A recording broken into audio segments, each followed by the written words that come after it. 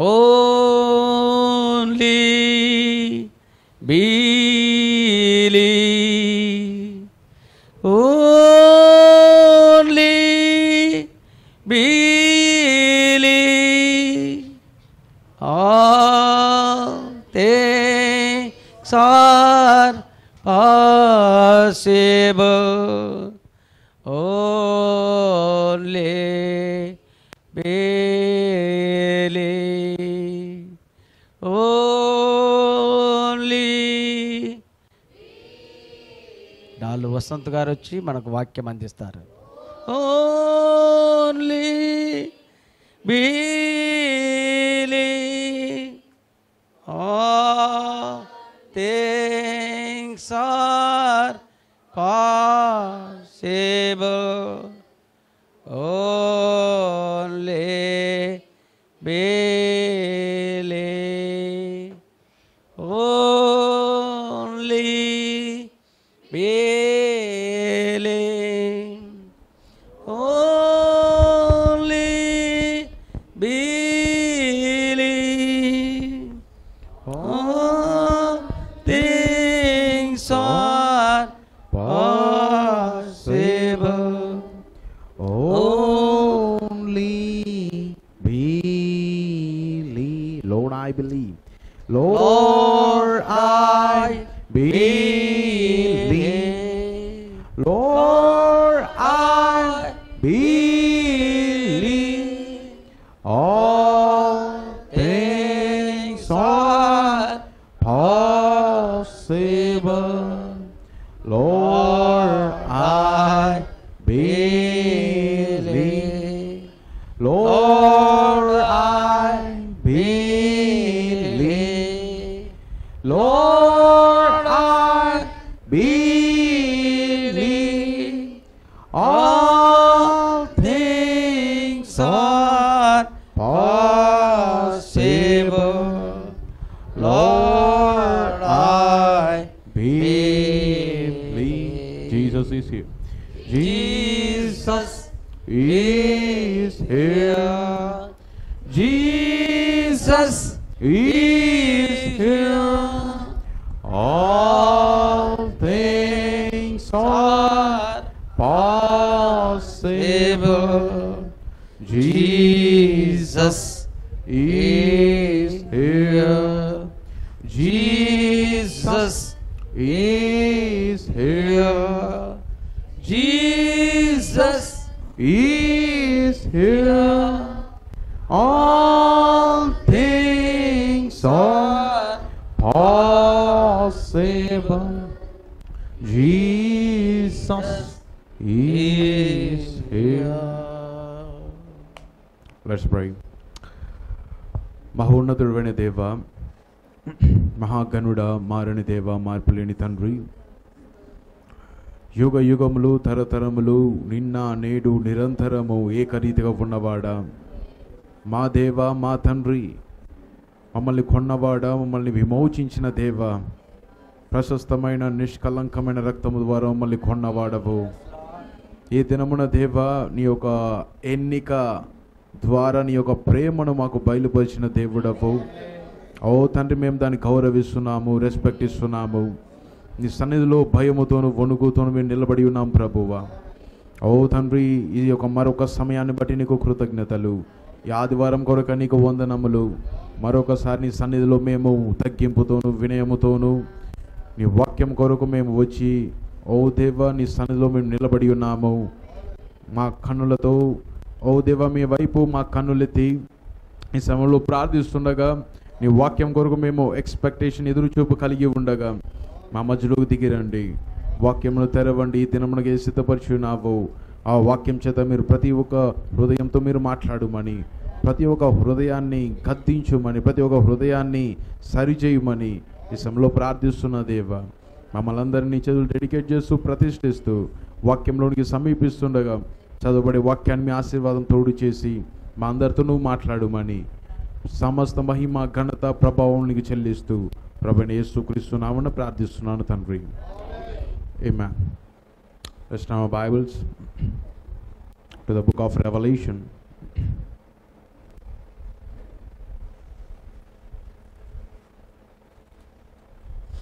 ప్రకటన గ్రంథము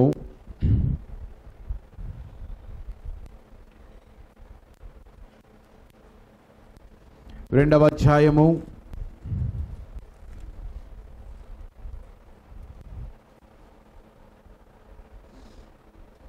8వ వచనం నుండి 11వ వచనం వరకు చదవబోతున్నాను నేను. ప్రకటన గ్రంథము 2వ అధ్యాయము 8వ వచనం నుండి 11వ వచనం వరకు.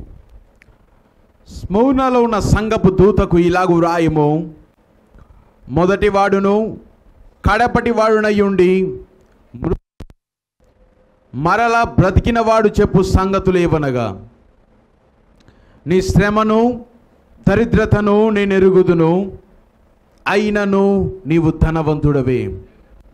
తాము యూదులమని చెప్పుకొనుచు యూదులు కాక సాతాను సమాజపు వారి వలన నీకు కలుగు దూషణనే నెరుగుదును. నీవు పొందబోవు శ్రమలకు భయపడకుము. ఇదిగో మీరు శోధింపబడినట్లు అపవాది మీలో కొందరిని చెరలో వేయింపబోచున్నాడు. 10 దినములు శ్రమ కలుగును, మరణం వరకు నమ్మకంగా ఉండుము, నేను నీకు జీవ కిరీటం ఇచ్చేదను. God bless his word. దేవుడు తన వాక్యాన్ని దీవించును గాక. దయచేసి కూర్చునండి.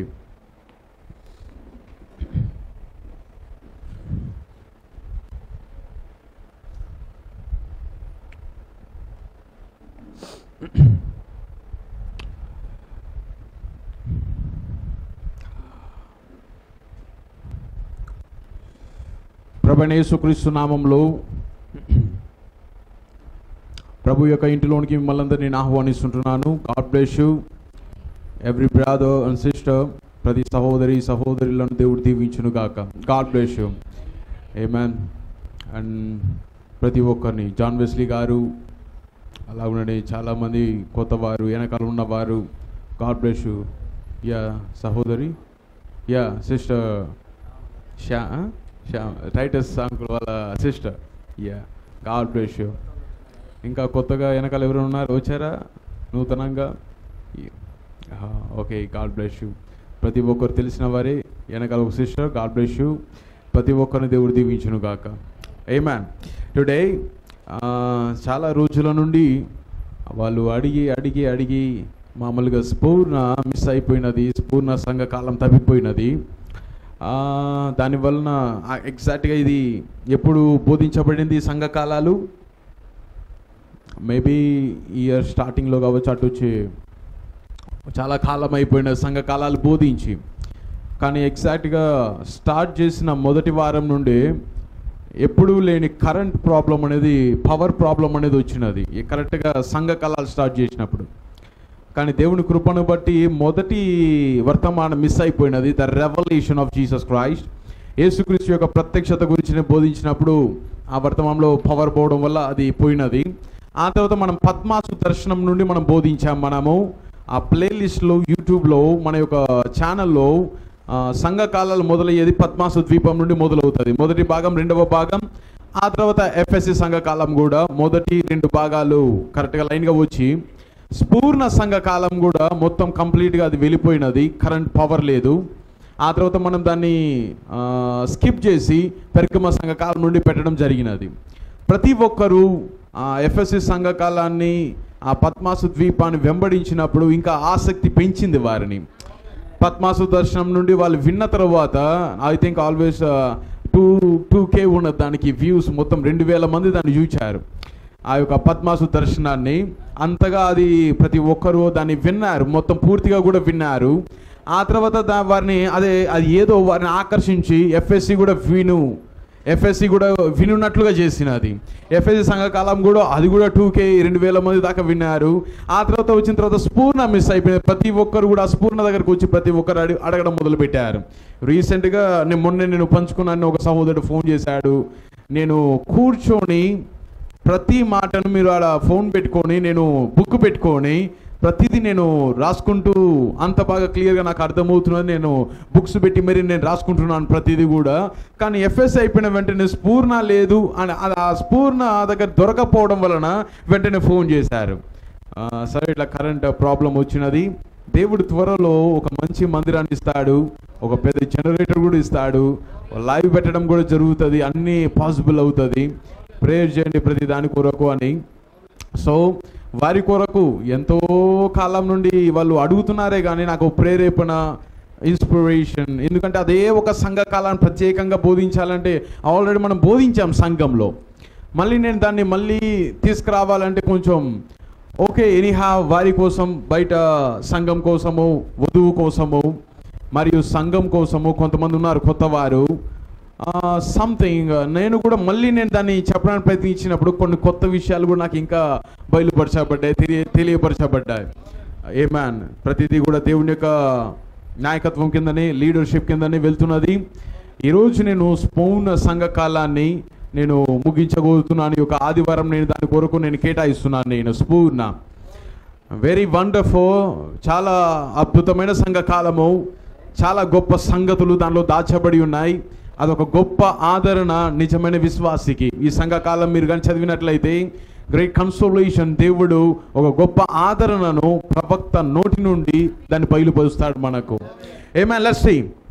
మనం దీన్ని ఈ యొక్క నాకు ఇంకా కరెక్ట్గా 1.5 hour టైం ఉన్నది. ఈ 1.5 hourలో నేను మీ యొద్దకు నేను తీసుకొచ్చి నేను ముగిస్తాను. నేను ఎంతమంది సిద్ధంగా ఉన్నారు? Is it okay? ప్రత్యేకంగా దీని కొరకు ఈ యొక్క సంఘకాలం తీసుకుంటా అందరికీ మంచిదేనా? ఏమి ఆసక్తిగానే ఉన్నదా? ఆమేన్. నా ఫస్ట్ మన సంఘకాలములను నేను కొంచెం మీకు బ్యాక్గ్రౌండ్ కొంచెం నేను మిమ్మల్ని రిఫ్రెష్ చేయగలుగుతున్నాను. నేను ఈ సంఘకాలములు ప్రకటన గ్రంథము మొదలైనదే సంఘకాలాలతో. దేవుడే స్వయముగా, క్రైస్ట్ యేసుక్రీస్తు స్వయముగా ఎవరి యొద్దకు వస్తున్నాడు? పద్మాసు ద్వీపంలో ఉన్న యోహాను యొద్దకు వస్తున్నాడు. తన యొక్క ప్రత్యక్షతను బయలుపరుస్తున్నాడు. ఆ మొట్టమొదటి ప్రత్యక్షత ఏ సంఘకాలాలు, ద 7 church ages, 7 సంఘకాలాలు. అందులో మొదటిది ఎఫెసు, స్మూర్ణ, పెర్గమ, థుయతైరా, సార్దిస్, ఫిలదెల్ఫియా, లవోదికియా. క్రీస్తు చనిపోయిన 33.5 సంవత్సరాల తరువాత ఎఫెసు సంఘకాలం మొదలవుతున్నది. AD 53, 53 AD 53 to 170 I think 170 వరకు అది కొనసాగించబడుతున్నది. దాని యొక్క ప్రవక్త, మెసెంజర్ అపోస్తులుడైన పౌలు. ఆమేన్. ఇవన్నీ మీకు ఇంకా అర్థం అవ్వాలి అంటే ఆల్రెడీ మనకు ఆల్రెడీ బోధించబడ్డాయి, రికార్డులో ఉన్నాయి, మీరు వెళ్ళి దాన్ని మళ్ళీ వినొచ్చు. ఇప్పుడు నేను ఎఫెసు సంఘకాలం మీద నేను ఉండకూడలేదు కానీ స్పూర్ణ ఆ 2వ సంఘకాలము ఎప్పటి నుండి ప్రారంభించబడుతున్నది? 170 నుండి ప్రారంభించబడి 312వ సంవత్సరం వరకు అది కొనసాగించబడుతున్నది.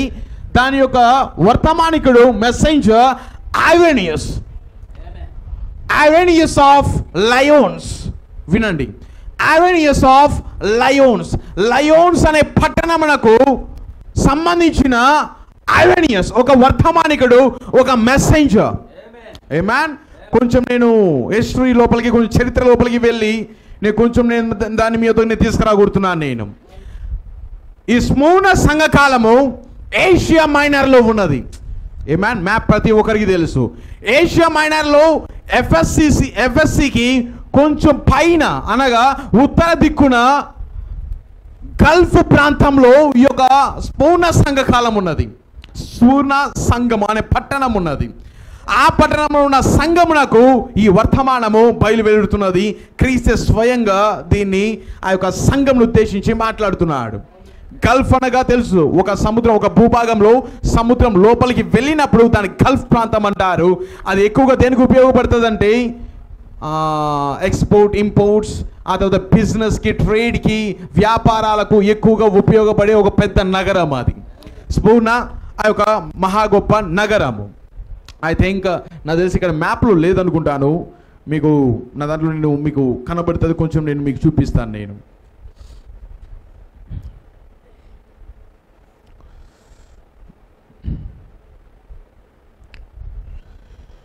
నా మీ అందరికీ కొంచెం కనబడినట్లయితే నేను కొంచెం చూపిస్తాను. ఓకే, నా లిసన్. కనబడుతున్నా ప్రతి ఒక్కరికి? ఇది భూమి, గ్లోబ్. దీంట్లో ఇండియా మీకు అర్థమవుతున్నదా? నేను అక్కడ పెట్టడం నేను మర్చిపోయాను, నాకు సమయం లేకపోవడం వలన. ఇండియా ప్రతి ఒక్కరికి కనబడుతున్నదా? ఇండియా యా మీకు కనబడుతున్నది. ఓకే, కొంచెం బ్రైట్నెస్ని పెంచుతాను నేను. యా భారతదేశం ఇండియా. ఇండియా నుండి కొంచెం ఇలానే వస్తే ఇక్కడ ఒక ప్రాంతం ఉన్నది చూసారా ఇక్కడ, అది ఏషియా మైనర్. మీకు అర్థమవుతున్నదా? ఏషియా మైనర్లో స్పూర్ణ సంఘకాలము, స్పూర్ణ అనే పట్టణం ఇక్కడ ఉన్నది. ఈ పట్టణము గల్ఫ్ ప్రాంతము, ఈ యొక్క స్పూర్ణ పట్టణము. ఈ స్పూర్ణ పట్టణము నుండి ఇటలీ, రోమ్ ఇక్కడ ఉన్నది. Rome Asia minor.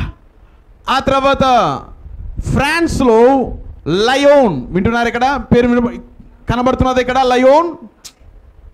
ఏమాన్ మీకు మీరు గూగుల్ మ్యాప్లో మీరు వెళ్ళి చూస్తే మీకు అర్థమవుతుంది. ఓకే, మీ అందరికి క్లియర్గా అర్థమవుతున్నా నేను మాట్లాడుతున్నా ఎక్కడ ఈ యొక్క పొజిషన్ ఎక్కడ ఉన్నదో. ఈ స్పూనాలో ఉన్న, ఎక్కడ ఏషియా మైనర్లో ఉన్న స్పూనాలో ఉన్న ఈ సంఘమునకు, సంఘపు దూతకు ఇలాగ వ్రాయము. అంతేనా? కొంచెం ముందరకు వెళ్తున్నాను. క్రీస్తు స్వయంగా సంఘములకు ఒక వర్తమానం పంపిస్తున్నాడు. మొట్టమొదటిగా ఆయన నోట్లో నుండి వస్తున్న మాట, మొదటి వాడను కడపటి వాడునై ఉండి మృతుడై మరలా బ్రతికిన వాడు చెప్పు సంగతులేవనగా. అంటే ఇక్కడ ఒక మనుష్యుడు కాదు ఇక్కడ మాట్లాడేది. మొదటి వాడును కనపడి వాడును మృతుడై మరలా బ్రతికిన వాడు. మానవుడు, ప్రతి మానవుడు ఏమని చెప్తాడు అంటే, ఒకవేళ చెప్తే నేను పుట్టిన వాడను, లేకపోతే నేను జన్మించిన వాడను, నేను పుట్టిన వాడను, కానీ ఇప్పుడు నేను మృతుడనై తిని అంటాడు. ప్రతి మానవుడు కూడా నేను బ్రతికిన వాడను, ఒకప్పుడు నేను జీవించిన వాడను, కానీ ఇప్పుడు నేను మృతుడని అంటాడు. కానీ దేవుడు మాత్రము నేను మృతుడనై తిని కానీ నేను ఇప్పుడు జీవించుచున్నాను. ఎప్పుడు జీవించుట అనేది ఏ మానవుడు ఎన్నాడు తన గురించి మాట్లాడలేడు. కానీ ఇతను ఒక మానవుడు కాదు, ఇతను దేవుడై ఉన్నాడు. మొదటి వాడును నేనే, కడపటి వాడును నేనే, మృతుడై మరలా బ్రతికిన వాడు. ఏ మానవుడు చనిపోయి బ్రతికిన వాడు లేడు. అంటే ఇతను మానవుడు కాదు, ఇతను దేవుడై ఉన్నాడు. ఏమాన్ ఎవరు? దేవుడే స్వయంగా, జీసస్ క్రైస్ట్, యేసుక్రీస్తు స్వయంగా. ఆయన అలాగూ మాట్లాడుతూ, దానికంటే మునుపు ఈ యొక్క పట్టణం గురించి నేను కొంచెం మాట్లాడి, ఈ వర్తమానికుని గురించి నేను కొంచెం మాట్లాడి, ఆ తర్వాత ఈ వర్తమానం యుద్ధకు నేను వస్తాను. నేను ఈ పట్టణము చూడండి, స్మూర్ణ మంచి పాపులారిటీ కలిగిన పట్టణము, మంచి వ్యాపారం ఎక్కువగా జరిగే పట్టణము, మహా గొప్ప వ్యాపారమునకు కేంద్రమై ఉన్నది అప్పటి కాలంలో. ఏ కాలము? 170 AD అంటూ వింటున్నారా? 170 AD to 312 AD. ఆ సమయంలో ఈ పట్టణము మహా పేరుగాంచిన పట్టణమై ఉన్నది. ఈ పట్టణంలో 2 ముఖ్యమైన దేవాలయాలు ఉన్నాయి, టెంపుల్స్ ఉన్నాయి. First temple, the temple of Zeus. సంఘకాలంలో ప్రవక్త క్లియర్గా చెప్తాడు. ఏ టెంపుల్ అది? Temple of Zeus, the temple of Zeus. ఈ యొక్క పట్టణంలో మహా గొప్ప, ఇప్పటికి కూడా ఇది నిలబడి ఉన్నది ఈ రోజు కూడా. అదే స్థలంలో మొత్తం కూలిపోయి స్తంభాలు ఉన్నాయా 3. ఈ స్తంభాలు ఇప్పటికి కూడా నిలబడి ఉన్నాయి. చాలా మంది టూరిస్టులు అక్కడ వెళ్ళి తిరిగి చూస్తారు. ఇది అప్పట్లో ఏ ఒక మందిరము, దేవాలయం అంటే జియూస్. నేను ఆల్రెడీ చెప్పాను ప్రవక్త, ఈ జియూస్ ఎవరో కాదు, నిమ్రోదు. పాతకాలంలో నిమ్రోదును ఇప్పుడు ఎలా ఆరాధిస్తున్నారు? ఏ పేరుతో ఆరాధిస్తున్నారు? జియూస్ అనే పేరుతో ఆరాధిస్తున్నారు. ఇతను ఒక మానవుడు కానీ దేవుడు కాదు. కానీ ఈ పట్టణము, ఈ యొక్క దేవాలయంలో ఎవరి టెంపుల్గా ఆరాధిస్తారంటే దేవుని యొక్క ఆరాధన మందిరము. కానీ ఇక్కడ ఇంకో అదే పట్టణంలో ఇంకో టెంపుల్ ఉంది, ద టెంపుల్ ఆఫ్ సైబిలి. సైబిలి అనేది ఒక దేవత. ఇది దేవుడు, ఇది దేవత. 2 ఉన్నాయి చూసారా? దేవత మరియు దేవుడు. అది ఒక దేవాలయము, ఇదొక దేవాలయము. ఇక్కడ చిన్న పేరుతో ఇక్కడ టెంపుల్ ది సైబిలి అని తన భాషలో రాయబడి ఉన్నది, ద టెంపుల్ ఆఫ్ సైబిలి. ఈ 2 పేర్లను ప్రవక్త సంఘకాలంలో పైకెత్తాడు. ఈ 2 దేవాలయాలను కనెక్ట్ చేస్తూ, వింటున్నారా? ఈ రెండింటిని కలుపుతూ ఒక మహా గొప్ప దారి, ఒక మార్గం ఏర్పడింది రెండిటికి. దాని పేరు ప్రవక్త ఏమన్నాడంటే గోల్డెన్ స్ట్రీట్, బంగారపు వీధి ఈ రెండింటిని కనెక్ట్ చేస్తున్నది. మీకు అర్థమవుతున్నదా? ప్రవక్త దీన్ని చూచి ఇది ఎలాగున్నది అంటే ఒక విత్తనముగా ఉన్నది, భవిష్యత్తులో రాబోయే మహా గొప్ప తప్పుడు సిద్ధాంతానికి ఇదొక బీజముగా ఉంది. ఇది అదేమై ఉన్నది? ఒక దేవుడి యొక్క మందిరము, ఇది ఒక దేవత యొక్క మందిరము. కానీ భవిష్యత్తులో రోమన్ క్యాథలిక్లో ఈ రెండు కనబడతాయి మీకు. యేసుక్రీస్తు యొక్క మందిరము, మరియ యొక్క మందిరము. మీకు అర్థమవుతున్నదా? ప్రవక్త దీన్ని తీసుకొని వచ్చి దీనికి బీజము ఇక్కడ పడినది. ఈ యొక్క పట్టణంలో ఈ రెండు దేవాలయాలు రెండింటి కలపడం, కనెక్ట్ అవ్వడం. ఏమానా మరియలో ఏమున్నదండి? మనం రక్షించే మహా గొప్ప ఆ యొక్క గుణ లక్షణం ఏమైనా ఉన్నదా మరియలో? మరియను ఒక స్త్రీ, ఆమె లైంగిక చర్య వల్ల పుట్టిన స్త్రీ ఆమె. కానీ క్రీస్తు కన్యకలో వచ్చాడు, పాపం లేకుండా బయటకు వచ్చాడు. చాలా తేడా ఉన్నది, క్రీస్తుకు మరియకు చాలా తేడా ఉన్నది. కానీ ఈరోజు రోమన్ క్యాథలిక్ ఏమంటారు? తల్లిదండ్రులు, బైబిలే చెప్తున్నది కదా, మీ తల్లిని తండ్రిని సన్మానించమని చెప్తున్నాడు కదా. కాబట్టి మన యేసుక్రీస్తు యొక్క తల్లిని సన్మానిస్తే తప్పేమున్నది అంటున్నారు వాళ్ళు. ఎవరు సన్మానించాలా? కుమారులు తన తల్లిదండ్రులను సన్మానించాలి. నీకు అర్థమవుతున్నదా? అంటే మరియను సన్మానించాల్సింది ఎవరు? ఒకవేళ నిజంగా కుమారుడైతే, ఒకవేళ క్రీస్తు కుమారుడే అయితే, ఒకవేళ తల్లి ఒక కుమారులు ఆమెని సన్మానించాలి. ఈ రోమన్ క్యాథలిక్లు ఎవరు? మనమంతా ఎవరము? మరియలో నుండి వచ్చిన వారు మనము. బ్రదర్, వాళ్ళు ఎలాగైనా మలుస్తారు. వాళ్ళు సిద్ధాంతమును ప్రతి ఒక్కరు అంగీకరించినట్లు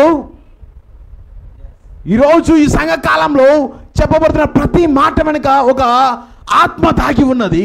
ఈరోజు దాన్ని బయలుపరుస్తున్నాడు. ఇదేమో మరియ యొక్క ఆరాధన మందిరము, యేసుక్రీస్తు యొక్క ఆరాధన మందిరము. ఈ రెండింటిని కలిపే ఒక ద్వారం ఉన్నది, ఒక మార్గం ఉన్నది. వీటన్నిటికీ ఒక బీజము భవిష్యత్తులో రాబోయే ఆ యొక్క మరియ మరియు యేసుక్రీస్తును ఇద్దరిని కలిపే ఒక డివినిటీ, ఒక దైవత్వం కలిపి పెడేస్తున్నారు. అర్థమవుతున్నదా? రెండింటికి దైవత్వం ఒకటే, దైవత్వాన్ని ఇద్దరికి ఒకేలాగా ఆపాదించబడుతున్నది. అదే గోల్డెన్ స్ట్రీట్, అదే ఒక బంగారపు వీధి. ఇదంతా కూడా ఎక్కడ నుండి మొదలైనది? ఆల్రెడీ ఆది సంఘం నుండి 170 సంవత్సరం నుండి ఇదంతా మొదలైనది. అక్కడ బీజము ఈరోజు మహావృక్షం అది. ఏమాన్. కొంచెం మనం లోపలికి, ఇప్పుడు ఈ పట్టణంలో ఇదంతా ఉన్నది. నా ఇప్పుడు వర్తమానికుని యొద్దకు వద్దాం. ఐరేనియస్, ఇతని గురించి నేను అంత చరిత్ర నేను పోయినసారి ఆ సంఘ కాలంలో నేను చెప్పలేదు. నేను ఈరోజు సంఘంలో ఈయన గురించి నేను మీతో దీన్ని తీసుకురాగొడుతున్నాను. నేను ఐరేనియస్ ఆఫ్ లయోన్స్, వింటున్నారా? Irenaeus of లయోన్స్. ఐరేనియస్ ఇతను ఎవరు అంటే సెయింట్ పాలికార్ప్ అనే మహా గొప్ప ఒక సెయింట్, ఒక పరిశుద్ధుని దగ్గర పాదముల దగ్గర కూర్చొని నేర్చుకున్న ఒక శిష్యుడు. వింటున్నారా? సెయింట్ పాలికార్ప్, ఆ శిష్యుడు, ఆ యొక్క పాలికార్ప్ యొక్క పిక్చర్ పెట్టు. ఇతను ఎవరు? ఐరేనియస్, రెండవ సంఘ కాలం యొక్క వర్తమానికుడు. నా ఇప్పుడు పాలికార్ప్, ఇతనే పాలికార్ప్. వింటున్నారా? పాలికార్పస్, పాలికార్ప్ ఆఫ్ స్మోర్నా. ఇతను స్మోర్నా పట్టణానికి సంబంధించిన వ్యక్తి. స్మోర్నా సంఘ కాలంలో, స్మోర్నా పట్టణంలో జన్మించిన ఒక వ్యక్తి పాలికార్ప్. కానీ ఐరేనియస్ ఏ యొక్క పట్టణానికి సంబంధించిన వ్యక్తి? లయోన్స్. వింటున్నారా? లయోన్స్. ఈ పాలికార్ప్ ఎవరంటే యేసుక్రీస్తు దగ్గర యవ్వనస్తుడుగా ఉన్న శిష్యులు ఉన్నారా? యోహాను, ప్రకటన గ్రంథాన్ని రాసిన యోహాను ఉన్నాడా? యోహాను దగ్గర కూర్చొని నేర్చుకున్న ఒక శిష్యుడు. యోహాను ఎవరు? డైరెక్ట్ గా క్రీస్తును చూచిన వాడు, సహవాసం కలిగిన వాడు, మాట్లాడిన వాడు, పరిశుద్ధాత్మతో నింపబడిన వాడు. అతని దగ్గర కూర్చున్నది ఎవరు? ఈ పాలికార్ప్. పాలికార్ప్ దగ్గర కూర్చున్నది ఎవరు? ఐరేనియస్. మీకు అర్థమవుతుందని నేను మాట్లాడుతున్నాను. ఆ యొక్క పరిశుద్ధాత్మను, ఆ యొక్క ప్రవాహము, ఆ యొక్క జీవ జల ఊట ఎవరి లోపలికి వచ్చినది? పాలికార్ప్ లోపలికి వచ్చినది. అదే ఊట ఎవరిలోకి ప్రవేశించినది? ఐరేనియస్ లోపలి ప్రవేశించినది. అందుకే ప్రవక్త పాలికార్ప్ని పైకి బాగా గణపరుస్తాడు, బాగా పైకి ఎత్తుతాడు. ఇతను నో డౌట్, అనుమానమే లేదు, ఇతను మా గొప్ప ఒక పరిశుద్ధుడు, ఇతనిలో తప్పు పట్టే ఒక్క విషయం కూడా ఎన్నడూ కనపడదు. అటువంటి జీవితాన్ని జీవించిన మా గొప్ప పరిశుద్ధుడు పాలికార్ప్. ఎక్కడ పుట్టాడు ఇతను? స్మూర్నా. పట్టుకునండి, స్మూర్నాలో పుట్టాడు. ఇతను స్మూర్నాలోనే చనిపోయాడు. వింటున్నారా? స్మూర్నాలో పుట్టాడు, స్మూర్నాలోనే ఎదిగాడు, శిష్యుడిగా ఉన్నాడు. అతను స్మూర్నాలో పరిచయం చేశాడు. అంటే ఇతను స్మూర్నాలోనే పరిచయం చేస్తే ఇతని దగ్గర కూర్చున్న శిష్యుడు ఎక్కడ పుట్టుండాలి? ఐరేనియస్ ఎవరి దగ్గర కూర్చొని నేర్చుకున్నాడు? ఇతని దగ్గరనే, పాలికార్ప్ దగ్గర, స్మూర్నా పట్టణంలో. ఐరేనియస్ పుట్టింది కూడా స్మూర్నాలోనే. మీకు అర్థమవుతున్నదా? ఐరేనియస్ పుట్టింది స్మూర్నాలో. అతను ఎవరి దగ్గర కూర్చొని తన బాల్య వయసు నుండి ఎదిగాడు? పాలికార్ప్ దగ్గర నుండి ఎదిగాడు. ఆ తర్వాత వినండి, ఇతని దగ్గర మరొక వ్యక్తి కూడా ఉన్నాడు. శిష్యులు చాలా మంది ఉంటారు. అక్కడ ఐరేనియస్ ఉన్నాడు, ఇంకొక వ్యక్తి పొతీనస్. వింటున్నారా? పరిశుద్ధుడైన పొతీనస్. ఇవన్నీ కూడా ఇంపార్టెంట్ అండి. ఈ పొతీనస్ని ఈ పాలికార్ప్ ఎక్కడ పంపించాడంటే లయోన్కి పంపించాడు. లయోన్ ఎక్కడ ఉన్నదంటే ఫ్రాన్స్. ఈ దినంలో ఉన్న ఫ్రాన్స్లో మహా గొప్ప నగరం. ఆమేన్. ఫ్రాన్స్లో క్యాపిటల్ సిటీ ఏంటి? ప్యారిస్. ఇంకోటి ఏమున్నదంటే ఇంకో దాని సమానంగా లయోన్ అనే ఒక నగరం ఉన్నది. అప్పటి కాలంలో అది మహా గొప్ప పేరుగాంచిన నగరం లయోన్. కానీ అక్కడ అసలు క్రైస్తవ్యం అనేది లేదు. ఫ్రాన్స్ దేశంలో క్రిస్టియానిటీ అనేది లేదు. రోమన్ యొక్క దేవుళ్ళను ఆరాధించేవారు. వారికి రోమా దేవుళ్ళు ఉన్నారు, ఆరాధన మందిరాలు ఉన్నాయి అక్కడ. కానీ ఫస్ట్ టైం మొట్టమొదటి వ్యక్తి ఆ దేశానికి సువార్తను మోసుకున్న వ్యక్తి పొతీనస్. వింటున్నారా? పొతీనస్ ఎవరు అంటే ఇక్కడ పాలికార్ప్ యొక్క శిష్యుడే. ఆమేన్. కానీ పొతీనస్ అక్కడికి వెళ్ళిన తరువాత అతను సువార్తను వెదజల్లడం మొదలుపెట్టాడు, విశ్వాసులు పెరగడం మొదలుపెట్టాడు, సంఘం నిదానంగా బలపరచబడుతూ ఉన్నది. ఆ టైంలో ఇక్కడ క్లియర్గా చెప్పాడు స్మూర్ణ సంఘ కాలం నుంచి ప్రవక్త, it's an age of tribulation. ఇది శ్రమల సంఘకాలము, శ్రమలతో కూడిన సంఘకాలము. వీరి మీదకి పర్సిక్యూషన్, వీరి మీదకి శ్రమ, ఒత్తిడి మా భయంకరంగా ఉన్నది. ఆ సమయంలో పొతీనస్ తన సువార్తను వెదజల్లుతూ వెళ్ళాడు. కొంతకాలమైన తరువాత అక్కడికి ఎవరిని పంపించాడు? మళ్ళా పాలికార్ప్ ఐరేనియస్ను పంపించాడు. మీకు అర్థమవుతున్నదా? ఐరేనియస్ కూడా అక్కడికే వెళ్ళాడు, లయోన్కి వెళ్ళాడు. లయోన్కి వెళ్ళిన తర్వాత అక్కడ ఆల్రెడీ ఫస్ట్ బిషప్గా ఎవరున్నారు? పొతీనస్ ఆల్రెడీ అలా పరిచర్య చేస్తూ ఉన్నాడు. అంత కొంత భాగంగానే విస్తరిస్తున్నది, మరి అంత ఎక్కువగా లేదు, అక్కడ కొద్దిగానే వెళ్తూ ఉన్నది. ఆ టైంలో దేవుడు పర్సిక్యూషన్, ఒక ఒత్తిడి వచ్చేదానికంటే మునుపు ఐరేనియస్ని దేవుడు తప్పించాడు. నువ్వు ఇక్కడ నుండి ఇప్పుడు ఎక్కడికి వెళ్తావంటే రోమ్కి వెళ్ళు. మీకు అర్థమవుతున్నదా? అక్కడ నుండి నువ్వు రోమ్కి బయలుదేరు. అక్కడ పోయి నువ్వు కొంచెం సరిచేయి. డాక్టరీన్ కొంచెం తప్పుగా ఉన్నది, తప్పుడు సిద్ధాంతాలను బోధించే వాళ్ళు అక్కడ ఉన్నారు. నువ్వు అక్కడికి వెళ్ళని ఐరేనియస్ దేవుడికి హస్తము ద్వారానే అక్కడ నుండి ఎప్పుడైతే బయటికి వెళ్ళాడో, వింటున్నారా, ఎప్పుడైతే అక్కడ నుండి రోమ్కి వెళ్ళిపోయాడో వెంటనే పర్సిక్యూషన్ ఒత్తిడి లయోన్లో వచ్చింది. మీకు అర్థమవుతున్నది? ఒకవేళ ఐరేనియస్ అక్కడ ఉనింటే ఐరేనియస్ కూడా చనిపోయి ఉండేవాడు. ఎప్పుడైతే ఆ యొక్క ఐరేనియస్ అక్కడికి వెళ్ళిపోయాడో, ఒత్తిడి ఎప్పుడైతే వచ్చినదో, అక్కడున్న ఎంపైర్, అక్కడున్న రోమ అధిపతి మొత్తం 177 మంది క్రైస్తవులను హతమార్చాడు, చంపాడు. అందులో పొతీనస్ ఒక వ్యక్తి. పొతీనస్ తన సంఘంతో, సంఘ బిడలతో, విశ్వాసులతో కూడా చంపబడ్డాడు. మీకు అర్థమవుతున్నదా? కానీ ఆ టైంలో తప్పించుకున్నది ఎవరు? కొంచెం సైడ్ వెళ్ళినది ఎవరు? ఐరేనియస్. దేవుడు కొంచెం పక్కకి తీసుకెళ్ళాడు. ఆమేన్. అందులో ఒక అద్భుతమైన కొన్ని వాళ్ళ గురించిన చరిత్రను చూసినప్పుడు నాకు చాలా అద్భుతంగా అనిపించింది. దాంట్లో ఒక యవ్వనస్తురాలు, maybe 18 years old, 20 years old, ఒక యవ్వనస్తురాలు. ఆమె పేరు బ్లండీనా. వింటున్నారా? నేను చూపిస్తాను, ఆ ఫోటో చూపిస్తాను నేను. బ్లండీనా, ఆ తర్వాత ఇంకొక వ్యక్తి పేరు శాంక్టస్. శాంక్టస్ అనే వ్యక్తి ఆ చర్చిలో డీకన్. మీకు అర్థమవుతున్నదా? ఆ చర్చిలో డీకన్. మరి ఇంకొక వ్యక్తి కూడా ఉన్నాడు. ఇలా చాలా మంది అదే సమయంలో హతమార్చబడ్డారు ఆ రోమన్ ఎంపైర్ ద్వారా. ఇప్పుడు నేను బ్లండీనా అనే ఒక సిస్టర్, ఆ యొక్క సహోదరి యొక్క ఫోటోని మీద నేను చూపిస్తాను. నేను ఇక్కడ పైన చూసారా? ఏమాన్, ఈమె బ్లండీనా, యవనసురాలు. ఆ వయస్సులో ఎంతోమంది ఉన్నారండి మార్పు చెందిన వారు. చాలామంది నేను క్రైస్తవ్యానికి నేను లోపడను, నేను వదిలిపెట్టేస్తాను, క్రీస్తు దేవుడు కాదు అని త్రోసివేసి వెళ్ళిపోయిన వాళ్ళు ఎంతోమంది ఉన్నారు. కానీ భయపడకుము. క్రీస్తు రాస్తున్న చూడండి మహా గొప్ప మాటలను, నీవు పొందబోవు శ్రమలకు భయపడకుము. ఎవరితో మాట్లాడుతూ? ఆ సంఘంలో ఉన్న పరిశుద్ధుల గురించి మాట్లాడుతున్నాడు. నా గురించి నువ్వు శ్రమపడే నిందలకు భయపడకుము, నేను నీకు ఒక జీవ కిరీటాన్ని ముచ్చబోతున్నాను. నేను అందరూ శ్రమకు తట్టుకోలేరు, అందరూ శ్రమలకు ఆ క్రీస్తు కొరకు నిలబడలేరు, కొద్ది మంది మాత్రమే. ఆమె చూచారా? మా గొప్ప ప్రాంగణం అది, మా గొప్ప స్టేడియం అది.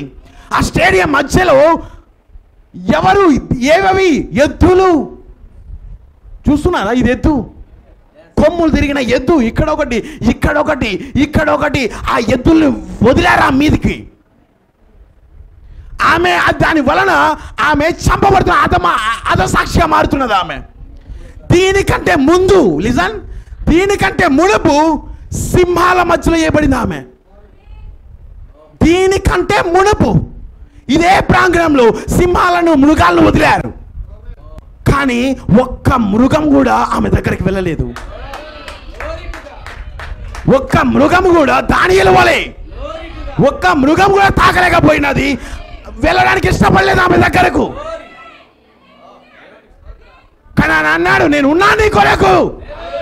శ్రమ మరణం వచ్చినా తప్పించేది నేనే, నీకు మరణాన్ని విధించేది నేనే, కానీ నా కొరకు నిలబడు, మా గొప్ప జీవ కిరీటాన్ని నేను కోసం ఉంచుతానన్నప్పుడు ఆమె అలాగూ చంపబడినది. ఆమె ఎద్దులు పొడవడం వలన ఆమె అలాగూ చంపబడినది ఆ కాలంలో. ఈమె ఎవరు? బ్లండీనస్, హతసాక్షి. ఈమెతో పాటు శాంక్టస్ అనే ఒక వ్యక్తి ఉన్నాడు, డీకన్. ఇతను మొత్తం ఫొటోస్ నేను వెతికాను, ఎక్కడ కూడా అతని ఫోటో లేదు. శాంక్టస్ అతని పిక్చర్ అనేది లేదు. కానీ అతను కూడా హతమార్చబడ్డాడు, ఖడ్గం చేత చంపబడ్డాడు. నా లిజన్, ఒక పిక్చర్ నేను ఇంకోటి పెడుతున్నాను. నేను ఒక ముగ్గురు వ్యక్తులు ఉన్నారు చూసారా? ఫోటోలో ముగ్గురు వ్యక్తులు ఉంటారు చూడండి. బ్లండీనా, ఈమెను ఇప్పుడు కూడా ఆరాధిస్తారు క్యాథలిక్లు. ఈమెను ఇప్పటి కూడా ఆరాధిస్తున్నారు ఒక పరిశుద్ధురాలుగా. ఈమె హతసాక్షిగా మారడానికి మునుపు తన పిల్లలను హతసాక్షులుగా ఉండుట కొరకు అప్పగించింది. ఈమె హతసాక్షిగా మారేదానికంటే మునుపు తన కుమారులకు చెప్పేది, ఆమె కుమార్తెలకు చెప్పేది, క్రీస్తు కొరకు నిలబడండి, చావైన బ్రతుకైన దానికోసమే మీరు నిలబడండి. ఈమె బోధకురాలు మాత్రమే కాదు, దాని ప్రకారం ఈమె కూడా నిలబడింది. ఈమె కూడా హతసాక్షిగా మారింది ఆమె. ఏమాన్, ముగ్గురున్నారు. ఇది చూడండి, పొథీనస్ ఉన్నాడా, ఆ తర్వాత శాంక్టస్, ఆ తర్వాత బ్లండీనా. వీరు ముగ్గురిని మొదట చెరసాల్లో వేశారు. ఇతను ఎవరో కాదు, పొథీనస్, ద ఫస్ట్ బిషప్ ఆఫ్ లయోన్స్. ఆ తర్వాత అక్కడ కూర్చోన్నాడు చూడండి, చర్చ్ డీకన్. ఇతను కూడా మహా గొప్ప హతసాక్షిగా మారాడు, క్రీస్తు కొరకు నిలబడ్డాడు.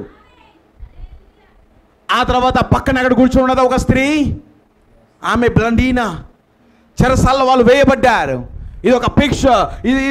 ఇది లయంలో జరిగిన మహా గొప్ప ట్రిబులేషన్లో ప్రారంభం. ఇదంతా జరిగేటప్పుడు ఐరేనియస్ ఎక్కడున్నాడు? రోమ్లో ఉన్నాడు. రోమ్లో అతను అక్కడ డాక్టరీని సిద్ధపరుస్తున్నాడు, సరి చేస్తున్నాడు.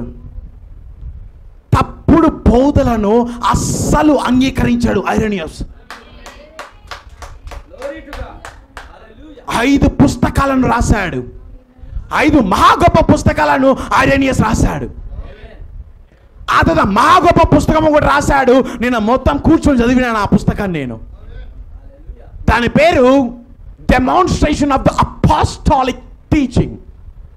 అపోస్తుల బోధ యొక్క బయలుపాటు, లేకపోతే అదొక బయలుపరచబడుట. అపోస్తుల యొక్క బోధ బయలుపరచబడుట. ఎవరితో నిలబడ్డాడు ఐరేనియస్? అపోస్తుల యొక్క టీచింగ్, వారి యొక్క బోధతో నిలబడ్డాడు, దాని మీద బోధించాడు. కానీ అక్కడ జరుగుతున్న 177 మందిని అలాగూ చంపారు. ఒక పిక్చర్ ఉంది ఇప్పుడు రీసెంట్గా, ఇంకో పిక్చర్. ఆమె బ్లండీనాది ఉంది కదా, ఇప్పుడు ఇంతకుముందు పెట్టావు కదా, అది ఒకసారి పెట్టు.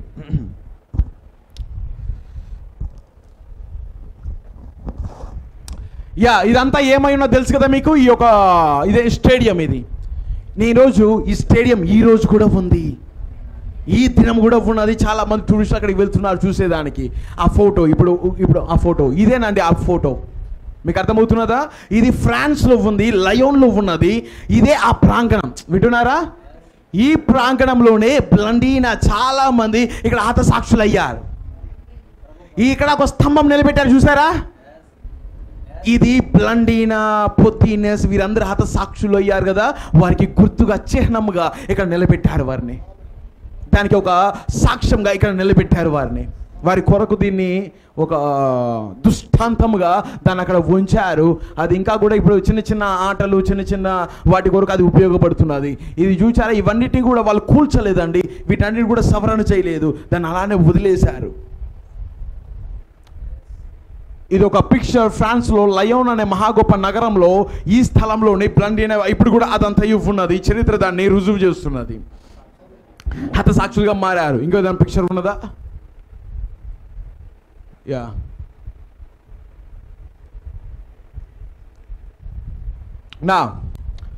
ఆ తర్వాత ఇది అలానే ఉన్నాయండి.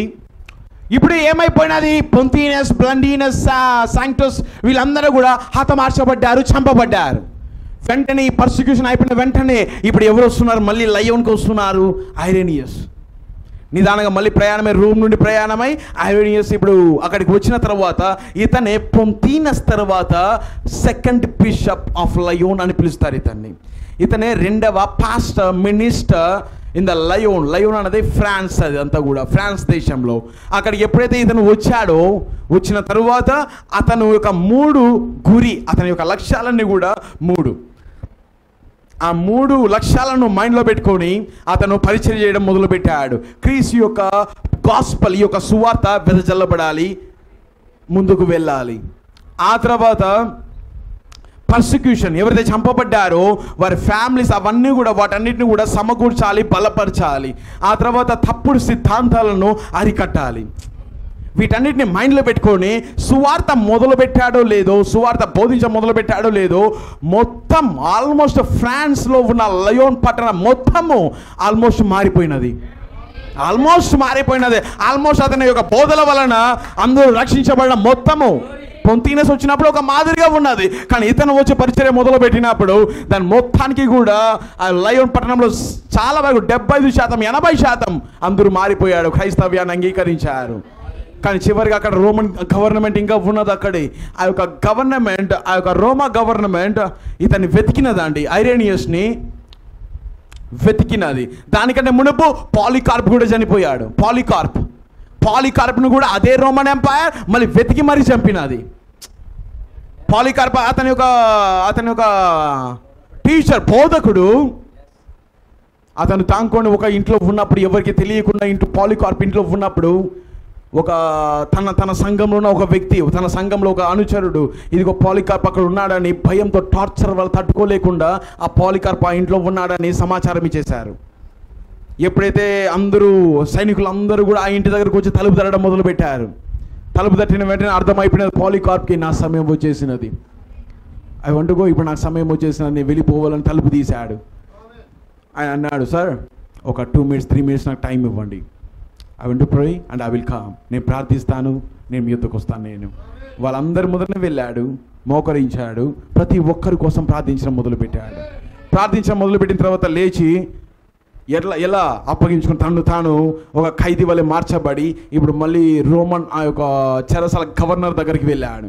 గవర్నర్ దగ్గరికి వెళ్ళిన తర్వాత, నువ్వు క్రీస్తును కాదు, నన్ను నువ్వు గౌరవపరచాలి, నువ్వు నన్ను పైకెత్తాలి, నువ్వు నన్ను ఆరాధించాలి అని అన్నప్పుడు, నేను 78 సంవత్సరాలు 80 సంవత్సరాలు నేను క్రీస్తును వెంబడిస్తున్నాను. క్రీస్తు నేను 78 సంవత్సరాలు నేను వెంబడిస్తున్నాను. నేను ఏ ఒక చిన్న పొరపాటు లేకుండా నా లైఫ్ని నేను అలాగ కాపాడుకుంటూ వచ్చాను నేను. కానీ ఈ సమయంలో నేను ఈ యొక్క ఇన్ని సంవత్సరాలు నేను పడిన నా యొక్క స్టాండ్, నేను క్రీస్తు కొరకు నిలబడిన విధానాన్ని ఈ ఒక్కసారి నేను పోగొట్టుకోలేను నేను. అప్పుడు అన్నాడు, నువ్వు అగ్ని చేత కాల్చబడతా. ఓకే, ఒక అరగంట సేపు నా శరీరము కాల్చబడుతుందేమో, కానీ ఒకానొక దినమున నిత్యాగ్ని రాబోతున్నది. దుష్టులందరి మీదకి నిత్యాగ్ని రాబోతున్నది. అది ఆరదు, అగ్ని ఆరదు, పొరుగు చావదు. దానికంటే ఇది గొప్పది నాకు. ఓకే సార్, తీసుకోండి. నన్ను ఏం చేయాలనుకుంటే అది చేయను అన్నప్పుడు కట్టె మీద, పోల్ మీద అతన్ని తగిలించారు, కట్టారు. ఆ తర్వాత కింద చెక్కలన్నీ పేర్చారు. ఆ తర్వాత అగ్ని అగ్నించారు. కానీ మహా గొప్ప కార్యం ఏంటో తెలుసా? ఆ అగ్ని అతని శరీరాన్ని అస్సలు కొంచెం కూడా డ్యామేజ్ చేయకుండా, అగ్ని తాకడానికి, ప్రవక్త చెప్తాడు, అగ్ని తాకడానికి వీళ్ళు అంటే ఇష్టం లేక అది దూరం జరుగుతున్నదంట. అది అగ్ని కొంచెం అటు సైడ్ వెళ్తున్నది, కానీ అతని సైడ్ గంట సేపు చూశారు వాళ్ళు. అరగంట సేపు చూసారు, గంట సేపు చూశారు. కాల్చబడ్డంలో గమ్ములాంటి టాగా నిలబడ్డాడు. మీకు తెలుసా, కట్టేయడానికి చూశారు. అగ్ని చేత వచ్చి తక్కన దూకేస్తాడేమో అని అన్నాడు. నన్ను కట్టబాకండి, నేను ఇక్కడ నుండి వెళ్ళను, నేను నిలబడతాను, నేను కాల్చబడేంత వరకు. ఎవరైనా కూడా అగ్ని వస్తుంటే దాన్ని తట్టుకోలేక పరిగెడతారు బయటకి. అలా ఉండకూడదని కట్టడానికి వాళ్ళు ప్రయత్నించినప్పుడు నేను ఎక్కడికి పోను, అవి కాలుస్తుంటే నేను ఎక్కడ నిలబడతాను. నేను నిలబడ్డాడు. కానీ అగ్ని మాత్రం ఆ గంట సేపైనా అది మండుతున్నది, కానీ అది అతను ఏమీ తాకలేకపోతున్నది. ఇతను ఇలా చంపలేమని ఒక వ్యక్తి వెనకాల వచ్చి కరెక్ట్గా పొడిచి చంపాడు. బ్లడ్ అంతా వచ్చిన కత్తితో చంపబడ్డాడు. మీకు అర్థమవుతున్నదా? మహా గొప్ప సాక్ష్యాలండి ఇవన్నీ. వారి యొక్క సాక్ష్యం ముందు అవన్నీ మనం చూసినప్పుడు, అవన్నీ మనం గమనించినప్పుడు, మన సాక్ష్యం వారి ముందు ఎలాంటిది, ఎలా ఉండబోతున్నదో కూడా ఊహించడానికే మన యొక్క సాక్ష్యాలు సరిపోవేమో అని ప్రవక్త అనేవాడు. అటువంటి విశ్వాసము, అటువంటి స్థితికి, అందుకే లవోదికయ గుడ్డిది, దిగంబరిది, దిక్కుమాలినది. నాకు అన్నీ ఉన్నాయి, నాకేం కొదువా, నాకేమి శ్రమ లేదు, అన్నీ ఉన్నాయని లగ్జరీగా క్రైస్తవ్యం నడుస్తున్నది అన్నాడు ప్రవక్త. ఈరోజు ప్రొటెస్టెంట్లు, మా గొప్ప సంఘాలన్నీ కూడా దేంతో నింపబడ్డాయి అన్నాడు ప్రవక్త. శ్రమతో కాదు, క్రీస్తు విషయమైన నిందతో కాదంట, డబ్బుతో నింపబడిందంట, సుఖ సంతోషాలతో నింపబడినది, ధనముతో నింపబడిన సంఘాలన్నీ కూడా. ప్రతి ఒక్కరు ఆనందంగా, సంతోషంగా ఎంజాయ్ చేస్తూ ఆ చర్చిలలో పాల్గొంటున్నారు. కానీ ఎక్కడ కూడా శ్రమ అనేది వీరికి లేదు. కానీ వారితో పోల్చుకుంటే మన యొక్క విశ్వాసం ఏ పాటిది, ఎలాగో వారి సాక్ష్యం ముందు మన సాక్ష్యం నిలబడగలదు. You understand something? ఆ తర్వాత ఐరేనియస్, పాలికార్ప్ చనిపోయాడు. వెంటనే పాలికార్ప్ చనిపోయాడు, పొత్తినస్ చనిపోయాడు. ఇంకా ఎవరున్నారు లాస్ట్ ఆ పట్టణంలో? ఐరేనియస్ ఒక ఆయన నిలబడ్డాడు, సువార్త బోధిస్తూ వెళ్తున్నాడు. అదంతా విస్తరిస్తున్నది. విస్తరించే కొద్దీ తెలుసు, రాజకీయం పైకి లేస్తుంది, దయ్యం పైకి లేస్తుంది. ఐరేనియస్ని పట్టుకోవాలి, ఐరేనియస్ని ఆ యొక్క పరిచర్యను చంపాలి అని వెతికే ఆ సమయంలో అతను ఎక్కువగా పోరాడింది దేనికో తెలుసా? హెరెసిస్ అనగా మత తప్పుడు బోధకులు ఎక్కువైపోయారు పూర్ణ సంఘకాలంలో. చెప్పాడు ఆల్రెడీ పౌలు, నేను వెళ్ళిపోయిన తరువాత క్రూరమైన తోడేలు మీ మధ్యలోకి వస్తాయి, జాగ్రత్త అని హెచ్చరించే పౌలు వెళ్ళిపోయాడు. పౌలు చెప్పిన విధంగానే ఎఫెసీ సంఘకాలంలో నికోలాయితుల క్రియలు లోపలికి ప్రవేశించాయి. ఆ నికోలాయితులే ఇక్కడ ఐరేనియస్ పోరాడుతున్న గొప్ప పోరాటం వారితోనే అది. అందుకే 5 పుస్తకాలు రాశాడు. ఆ 5 పుస్తకాల పేర్లు ఏంటంటే ఐరేనియస్ ఆఫ్ లయోన్స్ అగెయిన్స్ట్ హెరెసిస్. హెరెసిస్ అనగా తప్పుడు బోధలు, తప్పుడు సిద్ధాంతాలకు వ్యతిరేకంగా ఐరేనియస్ 5 పుస్తకాలు రాశాడు. ఈరోజు కూడా ఆ 5 పుస్తకాలు అందుబాటులో ఉన్నాయి. వారిని ఏమని పిలిచేవారంటే ఆ కాలంలో గ్నాస్టిక్స్ అని పిలిచేవారు. గ్నాస్టిక్స్ అనగా నాలెడ్జ్, జ్ఞానం బాగా ఎదిగిన వారు, బాగా జ్ఞానం కలిగిన వారు దేవుని యొక్క తప్పుడు బోధలు బోధిస్తున్నారండి. క్రీస్తు శరీరధారి అయి రాలేదు, అది దేవుడు కాదు. పాత నిబంధన అంతా కూడా దుష్టుడు, కొత్త నిబంధనలో ఉన్న దేవుడు మంచివాడు అని బోధించే వాళ్ళు. ఎందుకంటే పాత నిబంధనలో ఉన్నది ఎవరు? యెహోవా. ఏమని చెప్తారు వాళ్ళంతా కూడా? దుష్టుడంట. ఎందుకు? అందరిని హత్యలు చేపించాడు, అందరిని కూడా పిల్లల్ని చంపాడు, అందరిని కూడా ఎట్టబడితే అట్ట మాట్లాడాడు, ఎట్టబడితే అట్ట రూల్ చేశాడు. ప్రేమ లేదు. పాత నిబంధనలో ఉన్న యెహోవాకు ప్రేమ లేదు, ఆయన అంతా కూడా దుష్టుడు. కానీ కొత్త నిబంధనలో ఉన్న యేసుక్రీస్తు ప్రేమామయుడు, మంచివాడు, కృప కలిగిన దేవుడు. వింటున్నారా? తప్పుడు బోధలను బోధిస్తున్నాడు. కానీ ఇతనేం చెప్తున్నాడు? వారికి ఇంకా ప్రవచనం అర్థం కాలేదు, ప్రాఫెసీస్ అర్థం కాలేదు. ఈ పాత నిబంధనలో యెహోవాయే శరీరధారి క్రీస్తుగా వచ్చాడని ఖండిస్తూ బుద్ధి చెప్తూ 5 పుస్తకాలను రాశాడు. ఐరోనియస్ 5 పుస్తకాలు రాసిన తర్వాత ఆ మహా గొప్ప పుస్తకం ఒకటి the demonstration of the apostolic preaching, అపోస్తుల బోధ యొక్క బయలుపాటు అనే పుస్తకంలో ఆయన ఐరోనియస్ పాత నిబంధనలో ఉన్న ప్రతి ప్రవచనాన్ని తీసుకొని వచ్చి, ఇది క్రీస్తు, ఈ ప్రతి ప్రవచనము నేను అది చదివేటప్పుడంతా కూడా ప్రవక్త మాట్లాడినట్టే ఉంది, ప్రవక్త వర్తమానం చదివినట్టుగానే ఉన్నది. ఆ పుస్తకం అంతా కూడా చదివినట్లు. ఇదిగో కన్యక గర్భవతి కుమారుని కనును, అది ఎవరో కాదు క్రీస్తు. ఇదిగో యాకోబులో నుండి ఒక నక్షత్రం పుట్టును, అది ఎవరో కాదు క్రీస్తు. ఇదిగో అబ్రహాము దగ్గర ఒక ఆయన వచ్చాడు చూడు, 2 దూతలై ఉన్నారు, మధ్యలో ఉన్న ఆయన మనుష్య కుమారుడు అని చెప్పాడు. దాన్ని చదివేటప్పుడంతా కూడా నాకు నిజంగా ప్రవక్త బోధించినట్లుగానే కనబడుతున్నది. అది అబ్రహాము దగ్గరకు ఒక ఆయన వచ్చినది ఎవరో కాదు, అది యెహోవా కాదు, క్రీస్తే అని చెప్పాడు అక్కడ. అది మనుష్య కుమారుడే. ఇద్దరు దూతలను వెంట పెట్టుకొని మధ్యలో ఉన్నది ఎవరో కాదు. అబ్రహాం ఏమని పిలిచాడు? ఆయనను లోడ్ ఎలోహీం అని పిలిచాడు. అంటే నాకు అర్థం కాలేదు, తండ్రి దేవుడు అంటున్నాడు. పాత లేఖనాలు అన్నిటినీ చూస్తే తండ్రి దేవుడు అని చెప్తున్నారు, కుమారుడు దేవుడు అని చెప్తున్నారు. అంటే దీని అర్థం ఏంటో కాదు, కానీ ఇద్దరు ఒకే వ్యక్తి. ఇవన్నీ చదివినప్పుడు ప్రవక్త ఎక్కడా కూడా తప్పు చేయలేదు, ఎక్కడ మిస్టేక్ చేయలేదు. ఐరేనియస్ని ఒక సంఘ కాలపు దూతగా పెట్టడంలో విఫలం అవ్వలేదు ప్రవక్త, విఫలం అవ్వలేదు. నేను నా దగ్గర ఆ యొక్క PDF ఇంకా ఉన్నది, ఇప్పుడు కూడా ఉన్నది. ఇద్దరు సెల్ఫ్ సేమ్ బీయింగ్, ఇద్దరు ఒకే వ్యక్తి అయి ఉన్నాడు. ఆయన ప్రభువే, కుమారుడు ప్రభువే. ఈయన దేవుడే, ఈయన దేవుడే. అలాంటప్పుడు మనకి ఇద్దరు దేవుళ్ళు అవుతారా? లేదు. మనకు ఒకే వ్యక్తి 2 గుణలక్షణాలను వ్యక్తపరుస్తున్నాడు. అప్పుడు అర్థమైనది, రోమన్ క్యాథలిక్ వచ్చేంత వరకు త్రిత్వం అనే మాటే లేదు, 3 దేవుళ్ళు అనే మాటే లేదు. అంతవరకు ఐరేనియస్, ఎఫ్ఎస్ఏ పావులు, అదొక మార్టిన్, వీళ్ళందరూ దేన్ని నమ్మేవారు? ఒక్కడే దేవుడు. అపోస్టాలిక్ టీచింగ్లో దేనికి విరోధంగా ఈయన మాట్లాడాడు? అప్పుడున్న తప్పుడు బోధలకు, అప్పుడున్న తప్పుడు సిద్ధాంతాలకు. వాళ్ళు ఏం చేశారు తెలుసా? హెరోటిక్స్, గ్నాస్టిక్స్ అనే వాళ్ళంతా కూడా, నాలెడ్జ్, తెలివి కలిగిన వాళ్ళందరూ కూడా ఏం చేశారు? వాళ్ళు రోమా దేవతలను అందరినీ తీసుకొని వచ్చి బైబిల్లో ఉన్న పేర్లను, వీటిని, ఈ రెండింటిని మిక్స్ చేసేసి హైబ్రిడైజ్ చేసేసారు, సంకర జాతి చేసేసారు. ఇది ఎవరికి నచ్చలేదు, ఐరేనియస్కి అస్సలు నచ్చలేదు. అందుకే ఇతను ఏమని పిలుస్తారు తెలుసా? ఇప్పటికి కూడా doctor of the church. Doctor అనగా సరిచేయువాడు. ఇతను ఒక డాక్టర్, ఒక ఫిజిషియన్, ఇతను ఒక డాక్టర్ ఆఫ్ ద థియాలజీ అని కూడా చెప్తారు. ఇతను అప్పుడే మొట్టమొదటిసారి తత్వం అనేది బయటకు వచ్చినది. లేఖనాలను ఎలా చదవాలి, ఎలా గమనించాలి, లేఖనాలను ఎలా స్టడీ చేయాలనో ఇతని యొక్క 5 పుస్తకాలను పెట్టుకొని ఉంటారు థియాలజీలో. థియాలజీ బైబిల్ కాలేజ్ ఉందా? బైబిల్ కాలేజ్లో ఇతని యొక్క పుస్తకాలను పక్కన పెట్టుకొని ఉంటాడు. ఎందుకు ఆ పుస్తకాలు రాశాడు ఆయన? వారి యొక్క వలలో పడకుండా ఉండడానికి. అంతేగాని దీన్ని పెట్టుకొని బైబిల్ కాలేజ్ స్టార్ట్ చేయమని ఎప్పుడు ఐరేనియస్ చెప్పలేదు. ఐరేనియస్ కరెక్ట్గానే చేశాడు. ఆయా సంఘ కామన ప్రవక్తలు లేకపోతే ఆ యొక్క వర్తమానికులు కరెక్ట్గా వారి యొక్క పరిచయం చేసి వెళ్ళిపోయారు. కానీ తర్వాత వచ్చిన గుంపే దాన్ని ఎట్లా పడితే అట్లా మార్చేసినది. ఈ యొక్క పుస్తకాలను పెట్టుకొని ఇదే మనం చదవాలి, ఇదే స్క్రిప్చర్స్ యొక్క నిజమైన లేఖనం, ఇవన్నీ మనం తెలుసుకోవాలి, జ్ఞానించాలని అది తత్వవేత్త ఒక పుస్తకాల్లో ఒక పుస్తకం, ఒక సబ్జెక్ట్ లాగా పెట్టారు.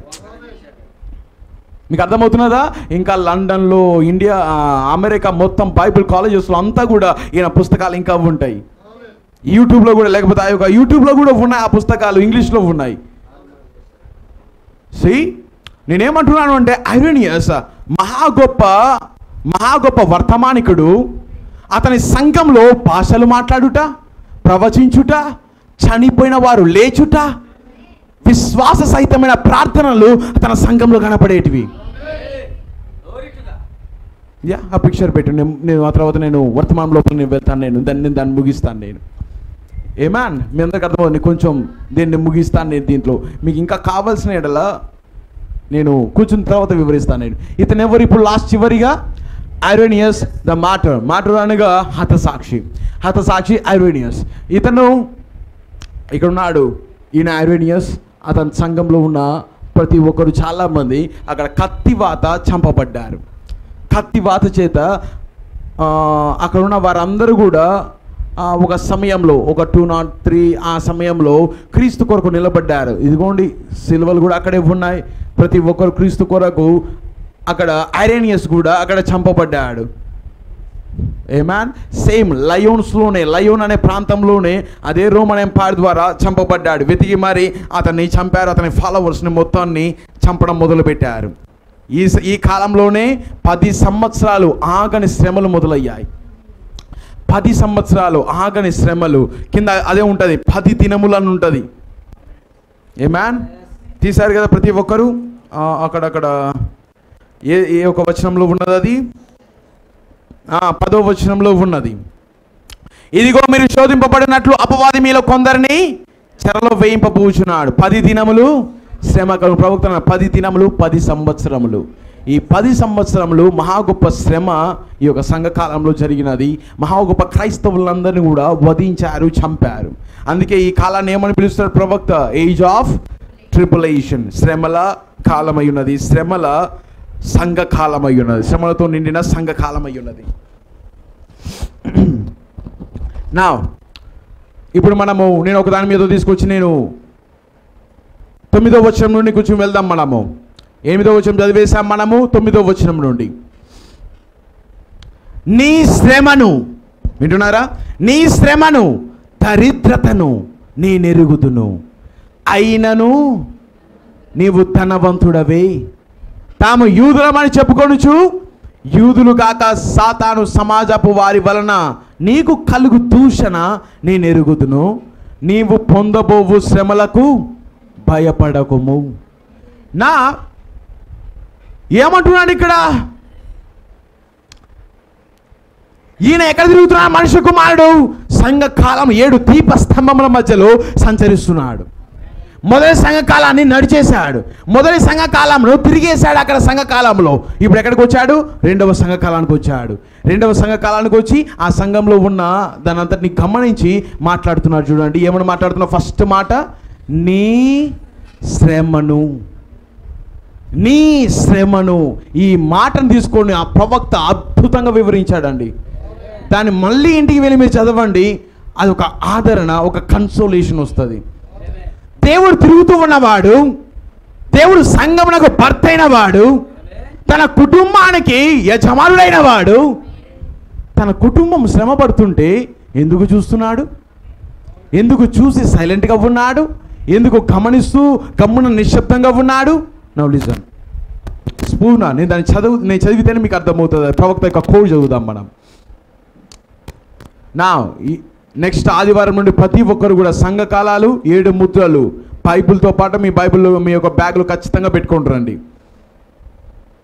ఖచ్చితంగా ఏదో ఒక సమయంలో ఖచ్చితంగా ఆ యొక్క సంఘకాలాలు మనకు అవసరం అవుతాయి. స్పూర్ణ సంఘకాలము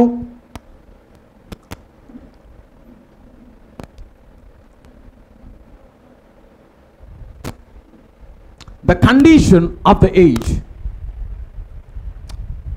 Now listen.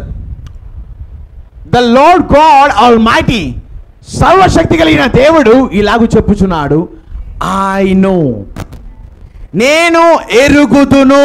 ఆ మాట ఉన్నది కదా అక్కడ.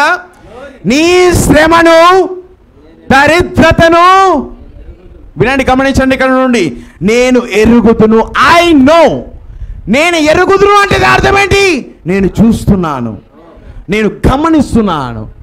There he is walking in the midst of his people. తన ప్రజల మధ్యలో క్రీస్తు నడుస్తున్నాడు. నడుస్తూ ఎక్కడికి వెళ్ళిపోలేదు ఆయన తన సంఘాన్ని గమనిస్తున్నాడు. ఏ సంఘం చెప్పాను? బ్లండీనా, శాంటస్, వీళ్ళందరూ శ్రమ పడేటప్పుడు క్రీస్తు వారి మధ్యలోనే ఉన్నాడు. వారి శ్రమను గమనిస్తున్నాడు, చూస్తున్నాడు. అందుకని అంటా నేను ఎరుగుదును, నీ శ్రమను నేను ఎరుగుదును.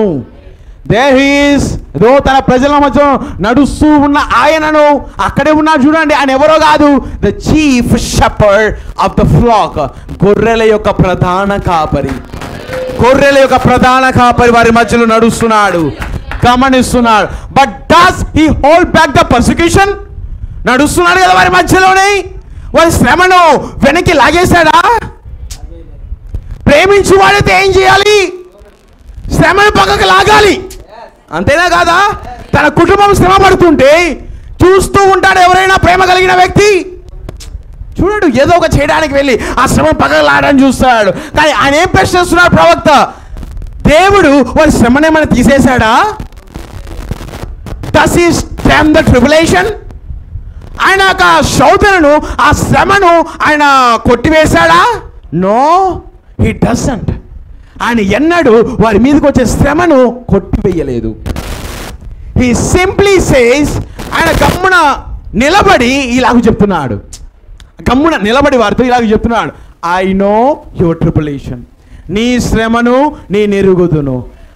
అందరూ ఏమనుకుంటారంటే ఇవంతా చూసినప్పుడు, ఓ బ్రదర్, ఎందుకు ఇలాంటి దేవుడు మనకు అవసరమా, ఇలాంటి దేవుడు మనకెందుకు అని అవిశ్వాసం అంటాడు.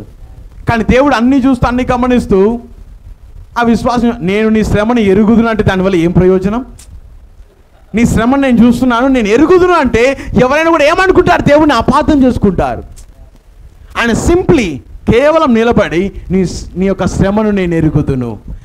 I am not at all unmindful of your suffering. నీ యొక్క శ్రమను నేను దృష్టించని వాడిని కాదు, నేను దృష్టించేవాడిని, చూస్తున్న వాడిని, నేను గమనిస్తున్న వాడిని. What a stumbling black this is to so many people. చాలా మంది ప్రజలకు ఇది త్రొట్టిల్ల చేయు ఒక రాయి. ఎలాంటి రాయి? త్రొట్టిల్ల చేయు రాయి కదా ఇది. అవిశ్వాసం ఏం చేస్తుంది? అసలు శ్రమ వస్తే ఏం దేవుడు అండి అంటారు. అది ఏమై ఉన్నది వారికి? శ్రమ వారికి ఏమై ఉన్నది? Stumbling black. వారి త్రొట్టిల్లు పడేటట్టు చేసే ఒక రాయి శ్రమ అనేది. కానీ విశ్వాసికి కాదు. కొంచెం సౌండ్, కొంచెం ప్రతి ఒక్కరికి లోపలికి వెళ్ళాలి. అది విశ్వాసికి శ్రమ అనేది త్రొట్టిల్ల చేయు రాయి కాదు. సో మెనీ పీపుల్, చాలా మంది ప్రజలకు శ్రమ అనేది త్రొట్టిల్ల చేయు రాయి అయి ఉన్నది. Like Israel. ప్రవక్త ఎక్కడికి వెళ్ళి చూడండి, పాత నిబంధనలు ఇజ్రాయెల్, దే వండర్, వాళ్ళు ఆశ్చర్యపడేవారు. If God really loves them, దేవుడు మమ్మల్ని నిజంగా ప్రేమిస్తున్నట్లయితే, how can God be just and loving if he stands by and watches his people suffer? దేవుడు మమ్మల్ని అలాగ ప్రేమిస్తున్నట్లయితే ఆయన ఎలా ఊరికే నిలబడి మమ్మల్ని చూస్తూ, మమ్మల్ని గమనిస్తూ, మేము శ్రమలో ఉన్నా కూడా చూస్తూ ఉంటే ఆయన మమ్మల్ని ఎలా ప్రేమించినట్టు? ఎవరిని అది తొట్టిల్ల చేస్తుంది? అవిశ్వాసిని తొట్టిల్ల చేస్తుంది శ్రమ. పాత నిబంధనలో ఇశ్రాయేలు కూడా ఆశ్చర్యపడేవాళ్ళంట. మేము ఇంత శ్రమ పడుతుంటే, మేము ఇంత కష్టపడుతుంటే, దేవుడు గమ్మున మమ్మల్ని చూస్తూ, గమనిస్తూ, శ్రమ పడుతున్నా కూడా అలానే చూస్తూ, ఎందుకు అలా ఉన్నాడని ఆశ్చర్యపడేవాళ్ళు. Like Israel, they wonder if God really loves them. ఇదంతా చదివేశాను నేను. That is what they asked in Malachi 1:1-3. అదే మలాకి 1:1-3 వాళ్ళు అడిగారు. చదువుదామా మనము? ప్రతి లేఖనం ప్రవక్త చదివించే ప్రతి లేఖనం మీద వెళ్ళి చూద్దామా మనము? ప్రతి ఒక్కరి మలాకి 1:1-3. ఆ మాట నిజంగా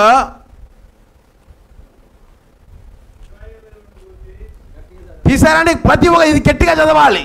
కొంచెం ఉంటే ఒక మైక్ ఖాళీగా ఉంటే ఇచ్చేసేయండి అక్కడ.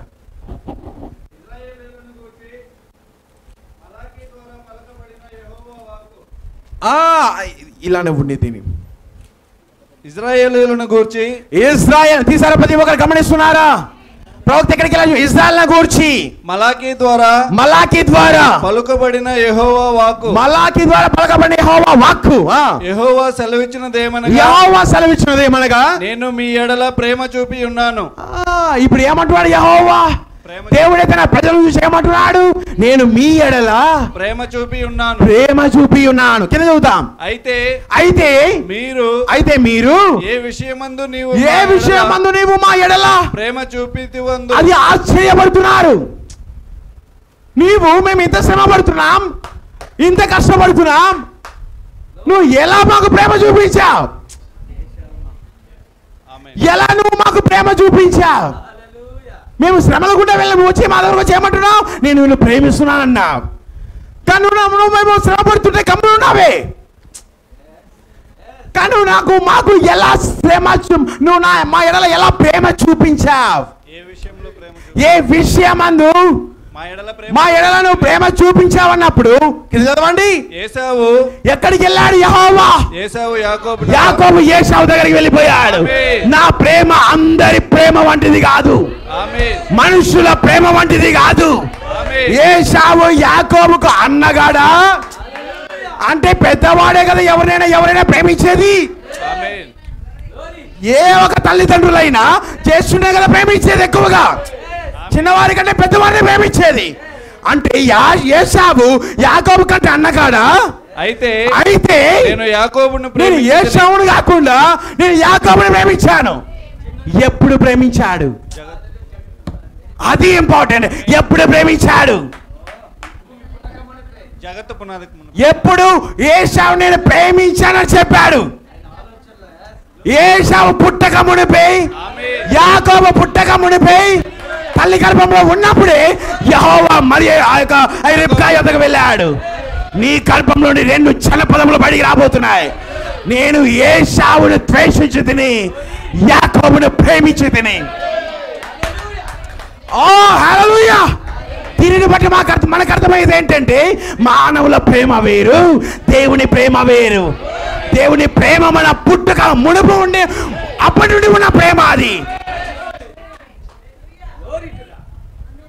వీళ్ళందరూ ఆశ్చర్యపడతారట, మేమింత శ్రమ పడుతుంటే, మేమింత శ్రమల గుండా వెళ్తుంటే నువ్వు ఒక్క మార్గం కూడా మాకు తెరవకుండా, ఏ మాత్రం మమ్మల్ని పట్టించుకోకుండా గమ్మున మా వైపు చూస్తూ నిలబడుతూ నేను ఎరుగుతును, నేను చూస్తున్నానంటే అది ఎలా ఆశ్చర్యపడుతున్నారు వాళ్ళు. కానీ ఇక్కడ మలాకి బయలుపరుస్తున్నారు, మలాకిలో యెహోవా బయలుపరుస్తున్నారు. నా ప్రేమ నువ్వు శోధింపబడేటప్పుడు విడిపించే అటువంటి ప్రేమ కాదు నాది. నువ్వు పుట్టక మునిపే దాన్ని తీసుకొని వస్తాడు ప్రవక్త. దాన్ని మలాకి 1:1-3 దాన్ని చదువుకుంటూ వస్తాడు. ఏశావు యాకోబు యొక్క అన్నగాడా? అయినా కూడా నేను ఎవరిని ప్రేమించాను అని అంటున్నాడు. అయితే నేను యాకోబుని ప్రేమించి తిని. అంటే ఇదేమై ఉన్నదంటే అది ఆయన ఇష్టం, అది ఆయన ఇష్టం, ఆయన స్వతంత్రత. ఎవరినైనా ప్రేమింపగలడు, ఎవరినైనా ద్వేషించగలడు.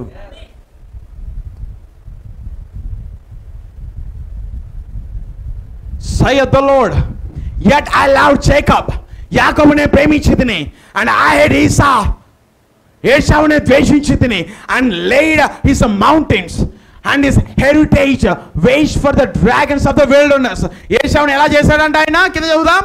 ఏశావును ద్వేషించి అతని పర్వతములను పాడు చేసి అతని స్వాస్థ్యమును అరణ్యమందున్న నక్కల పాలు చేసి తిని. ఓ మా దేవుని యొక్క ప్రేమ చూడండి, దేవుని యొక్క ఎలక్షన్ చూడండి, ఏర్పాటును చూడండి. ప్రవక్త దాన్ని తీసుకొని ఈ లేఖనం ద్వారా మనకు అర్థమైంది తెలుసా? ఏర్పాటు, ఎన్నిక. చదువుదాం, కింద చదువుదాం. అయిపోయింది, అక్కడికి ముగిస్తున్నాడు ప్రవక్త. 3 వచనాలు చదువుతున్నాడు ఆయన. యూసీ, మీరు గమనించండి. They could not figure out God's love. దేవుని ప్రేమను వారు అంచనా వేయలేకపోతున్నారు, దేవుని ప్రేమను వారు అర్థం చేసుకోలేకపోతున్నారు. They thought that love meet no suffering. అందరూ ఏమనుకుంటున్నారంట? ప్రేమ అంటే బాధను తీసేసేది, ప్రేమ అంటే శ్రమ లేకుండా చేసేదే ప్రేమ అని వాళ్ళు అనుకుంటున్నారు, ఆలోచిస్తున్నారు. They thought that love meet a baby with parental care. ఒక తల్లిదండ్రులు వచ్చి చిన్న బిడ్డను సంకలో పెట్టుకొని బాగా అల్లారబుద్ధి అల్లా ఊపుతూ ఏ దెబ్బ తగలకుండా చూసుకోవడమే ప్రేమ అని అనుకుంటున్నారు వాళ్ళు.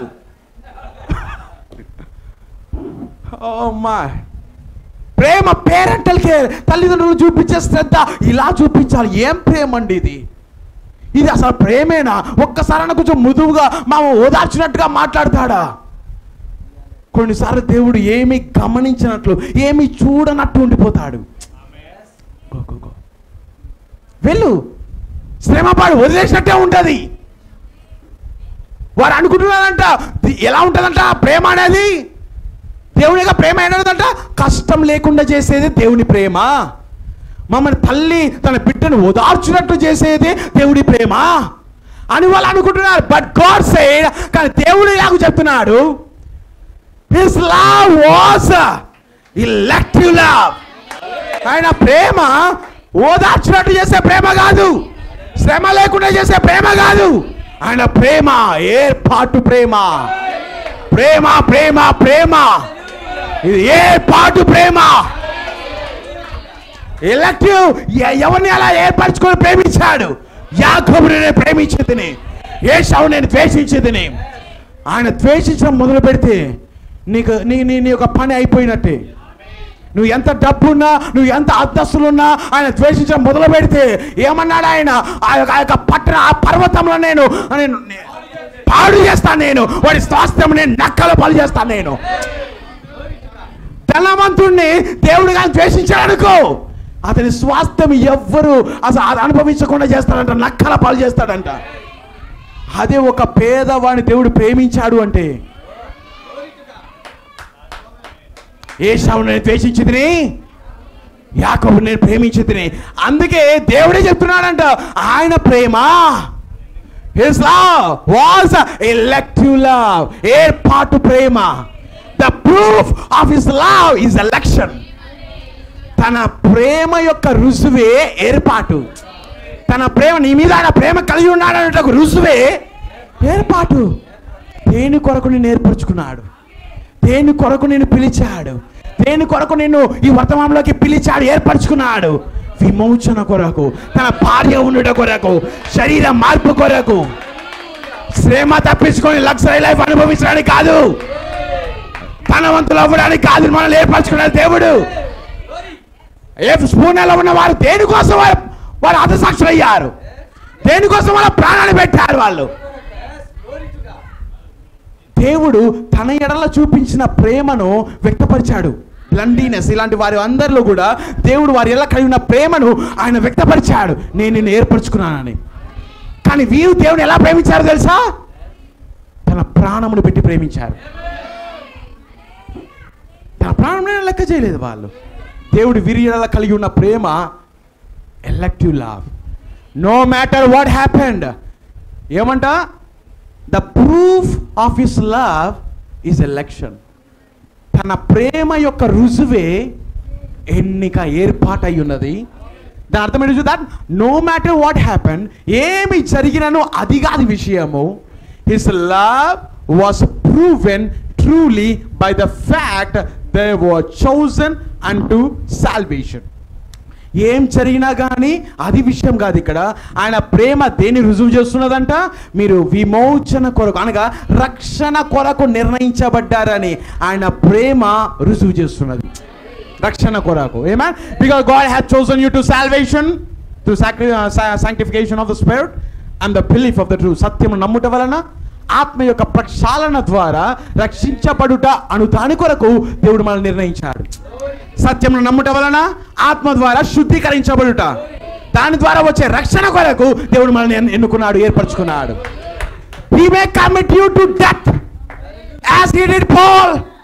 పౌలును మరణానికి అప్పగించినట్టు నిన్ను కూడా మరణానికి అప్పగించవచ్చు.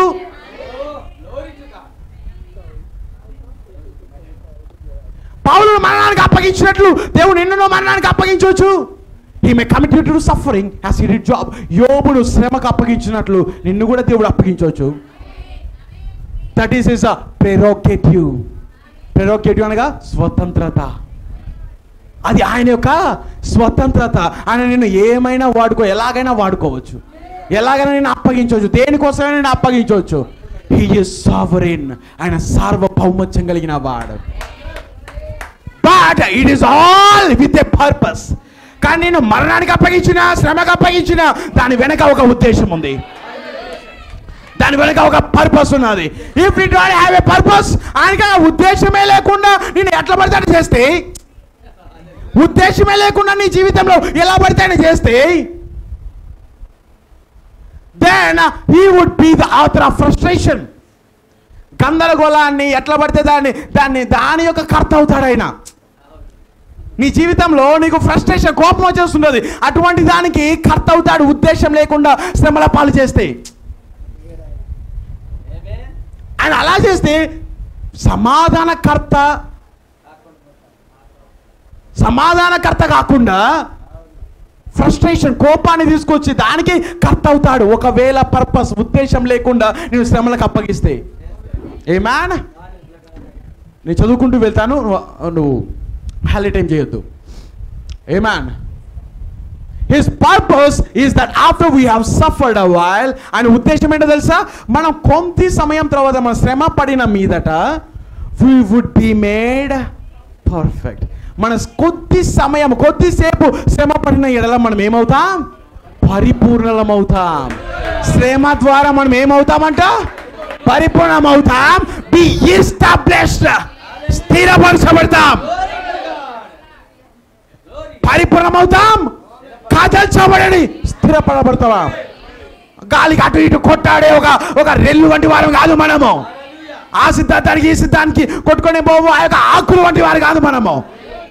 ఆ శ్రమ వలన మనం స్థిరపరచబడతాం, మనం పరిపూర్ణమవుతాం, స్ట్రెంగ్తెన్, బలం పొందుకుంటాం, అండ్ సెటిల్ అయిపోతాం. విశ్వాసంలో, వర్తమానంలో దేని కొరకు మనం విశ్వాసం కలిగి ఉన్నామో దాని విషయంలో మనం సెటిల్ అవుతాం. As Job said, యోబు ఇలాగూ చెప్పాడు, he puts strength in us. ఆయన మనలో శక్తిని ఉంచాడు. యోబు 23:6 చెప్పబడినది, ఆయన మనలో శక్తిని, బలమును ఉంచాడు. పౌలు ఎక్కడికి వెళ్తున్నా, యోబు దేని గుండా వెళ్తున్నాడు? శ్రమల గుండా వెళ్ళడం లేదా? శ్రమల గుండా వెళ్తూ ఆయన ఏం చెప్పాలి? నాకు దేవుడు శ్రమ కలిగించాలని చెప్పకుండా ఏమంటున్నాడు ఆయన నాలో శక్తిని ఉంచాడు, బలాన్ని ఉంచాడు, శ్రమను తట్టుకునే బలాన్ని నాలో ఉంచాడు. You see himself, he himself suffered. ఆయన శ్రమపడుతూ తానే శ్రమపడుతున్నాడు. He learned obedience by the things that he suffered. శ్రమపడుట ద్వారానే విధేయతను నేర్చుకున్నాడు. ఎవరిక్కడ? హీ హిమ్సెల్ఫ్, క్రీస్తు స్వయంగా శ్రమపడ్డాడు. అంతేనా కదా? యోబు మాత్రమే కాదు, క్రీస్తు స్వయంగా శ్రమపడ్డాడు. And learned obedience. Listen close, ఇది ఇంపార్టెంట్. లోబడుట, విధేయత ఎప్పుడు వస్తుందో తెలుసా? శ్రమ శోధన గుండా వెళ్ళకపోతే ఒబీడియన్స్ అనేది ఎన్నడూ రాదు. ఏదో ఒక కష్టం, ఒత్తిడి నీ మీద వచ్చినప్పుడే, ప్రభువా నువ్వేం చెప్తే అది చేస్తా ప్రభువా. అది అన్నీ ఉన్నాయి అనుకోండి, చెప్పండి నాకు, అన్ని దేవుడు అన్ని బాగా లగ్జరీగా ఉన్నదనుకోండి, నువ్వు లోపడతావా? క్రీస్తు దేన్ని నేర్చుకున్నాడంట? విధేయతను నేర్చుకున్నాడు. దేని గుండా? శ్రమ గుండా, శ్రమల ద్వారా ఆయన విధేయత నేర్చుకున్నాడు. He was actually made perfect by the things that he suffered. ఆయన శ్రమ పడిన, ఆయన శ్రమగా వచ్చిన విషయముల ద్వారా ఆయన పరిపూర్ణుడయ్యాడు క్రీస్తు. హెబ్రీ 5:8-9 చదువుదామా? దాన్ని కూడా ప్రతి లేఖను చదువుకుంటూ వెళ్దామా? Very important. ప్రవక్త చెప్పిన దాన్ని మీ నేను తీసుకొస్తాను. నేను హీబ్రూ 5:8-9.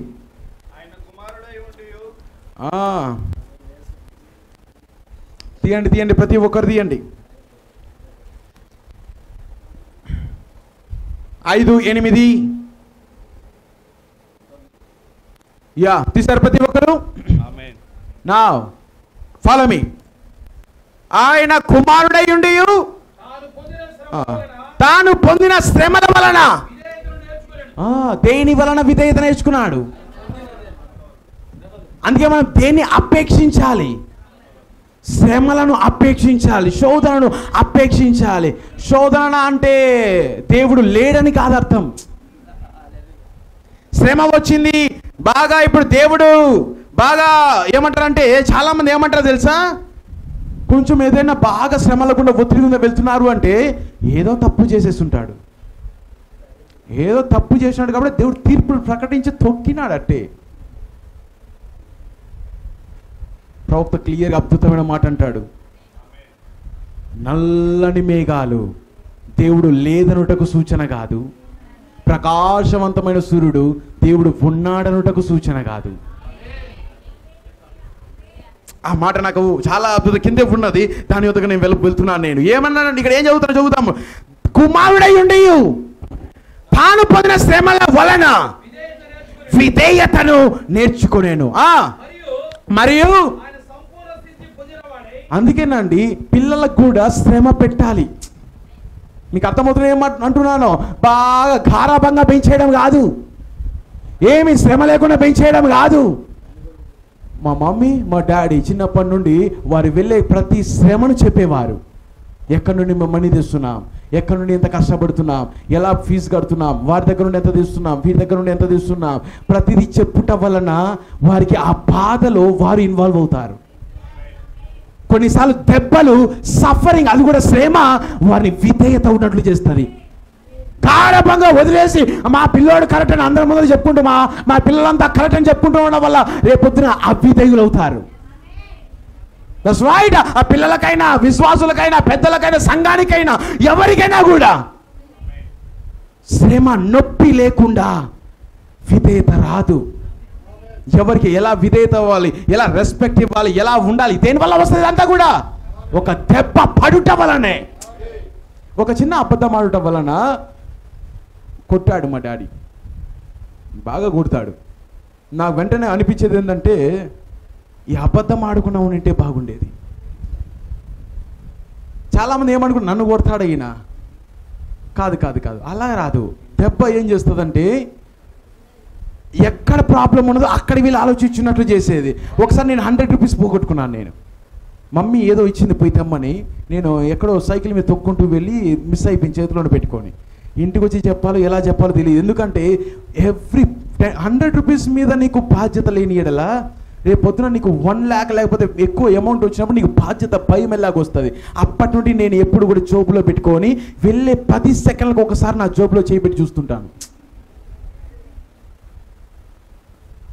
బ్రదర్, నేనేమంటున్నాను అంటే విధేయత నేర్చుకోవడం. దేని వలన వస్తున్నది అది? శ్రమ, భయము, దేవుని యొక్క భయము, దేవుని యొక్క దెబ్బ లేకుండా ఎన్నడూ అది రాదండి, ఎన్నడూ రాదు. క్యారెక్టర్ మలచబడదు, గుణ లక్షణం రాదు, కానీ ఎదురాడు ఆత్మనే వస్తూ ఉంటుంది. పిల్లల్లో చూడండి, లేకపోతే ఎవరైనా పక్కన ఉండేవారు ఎవరైనా ఒక మాట చెప్పారంటే పెద్దోళ్ళు వినరు. వారిని శ్రమ గుండా తీసుకెళ్ళడం లేదు. వారు ఇప్పుడు బాగానే ఉంటారు, కొంత సమయం తర్వాత, ఏజ్ అయిపోయిన తర్వాత చూడండి, ఒక 25 years వచ్చిన తర్వాత చూడండి, అసలు ఎవరి మాట వినరు, గమ్మున పోతుంటారు. ఏమైంది? శ్రమల గుండా క్యారెక్టర్ మలచబడలేదు అక్కడ. వారికి జీవితం మొదటి నుండి కష్టం, ఏ కష్టంలో వెళ్తున్నాం, ఏ శ్రమలలో కుటుంబం వెళ్తున్నది, ఎలా కష్టపడుతున్నాం, దేవుడి మీద ప్రార్థించుకుందాం, దేవుడు లేకుండా మనం చేయలేం మనము అని శ్రమను. నాకు నా ఎగ్జామ్స్లో, నా స్కూల్ డేస్లో మొత్తము కూడా శ్రమ నా మైండ్లో పెట్టుకొని వెళ్ళేవాడిని ప్రతిసారి. ఇంట్లో ఇలా ఉంది, అందుకే నేను ఏది కూడా అడగను, నాకు ఇది కొని, నాకు అది కొని, ఇది కొని. దేన్ని బట్టి నాకు అదంతా వచ్చినది? శ్రమను బయలుపరచడం వలన. ఇలాంటి దాంట్లో వెళ్తున్న వలన ఏమర్థమవుతుంది అంటే అల్లరి చేయరు, నాకు కొని తీరాల్సిందే, నాకు ఇది కావాల్సిందే అని చెప్పరు. శ్రమ చెప్పుట వలన, ఎలాంటి పరిస్థితుల్లో మనం వెళ్తున్నామో చెప్పుట వలన విలువ తెలుస్తుంది.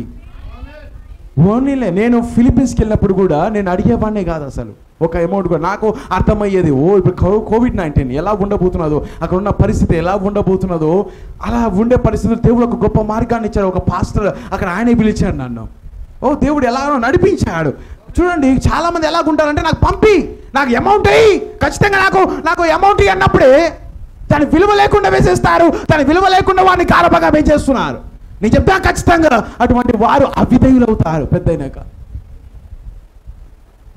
బ్రదర్, ఇవన్నీ తెలియకుండానే, ఇవన్నీ అసలు పరిశుద్ధాత్మ ప్రతిదీ ఇక్కడ చూస్తేనే అర్థమవుతున్నారు ప్రవక్త మాట్లాడే మాటలు.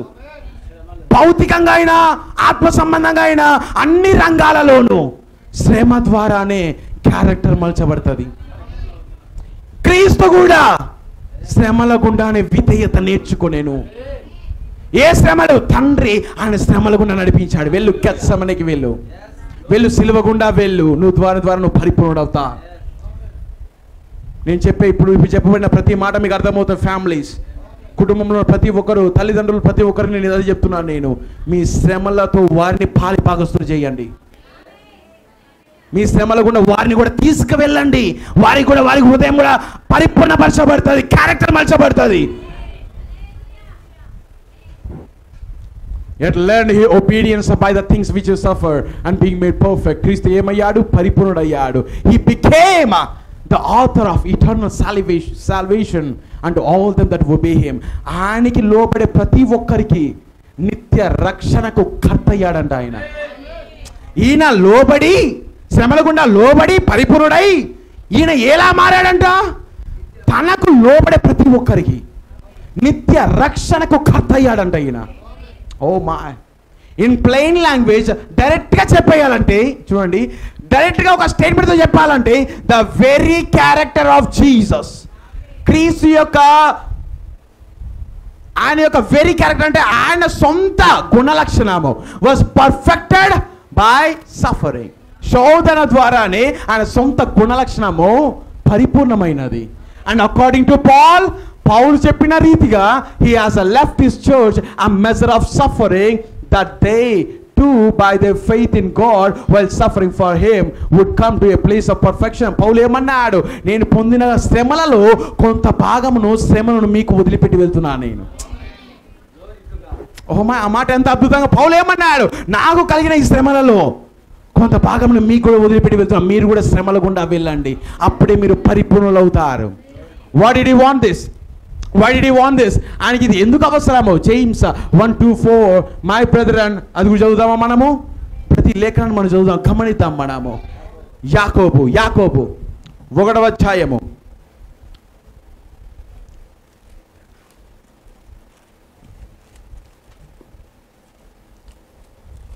యాకోబు 1వ అధ్యాయము. నా సహోదరులారా, తీసారా? యాకోబు 1వ అధ్యాయము 2వ వచనము, 2 నుండి 4 వచనాలు. నా సహోదరులారా, మీ విశ్వాసమునకు కలుగు పరీక్ష, పరీక్ష శోధన ఓర్పును పుట్టించునని ఎరిగి. దేన్ని పుట్టిస్తుందంట? ఓర్పును. టెస్ట్ అనే దేన్ని పుట్టిస్తుంది? సహనాన్ని. ఓర్పును పుట్టించునని ఎరిగి మీరు నానా విధములైన శోధనలో పడినప్పుడు అది మహా ఆనందమని ఎంచుకొనుడి. ఎలా ఎంచుతామండి?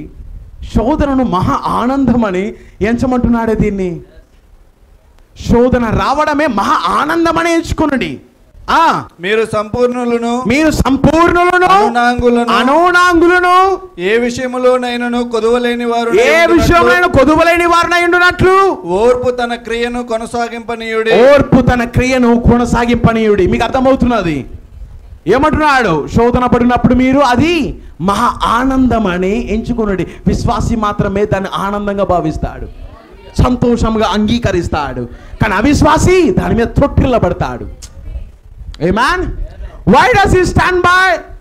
అని ఎందుకు అక్కడ నిలబడి ఉన్నాడు? ద రీజన్ ఇన్ రోమన్స్ 8:17-18, మన పిల్లలమైన ఎడల వారసులము, దేవుని వారసులము, దేవునితో సహవారసులము అని అవంతా కూడా మనం ఆయనతో కూడా శ్రమ పడిన ఎడల ఆయనతో కూడా మనం మహిమపరచబడుతాము. ఆ లేఖనం గురించి మొత్తం మాట్లాడుతున్నాడు, శ్రమ గురించి మాట్లాడుతున్న పౌలు ఎక్కడెక్కడైతే మాట్లాడాడు ఆ శ్రమ గురించి మాట్లాడుతూ ఉన్నాడు. కింద అలా చదువుకుంటూ వచ్చి, For I reckon that suffering of this present time are not worthy to. ఇది ఖచ్చితంగా మనం చదవాలి మనము.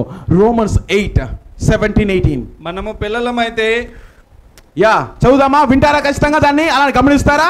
మనం పిల్లలమైతే వారసులము అనగా దేవుని వారసులము. ఎంతమంది ఉన్నారండి ఇక్కడ వారసులు? మన పిల్లలమేనా? దేవుని కుమార్తెలము. కుమారులమైన మనం ఎవరము?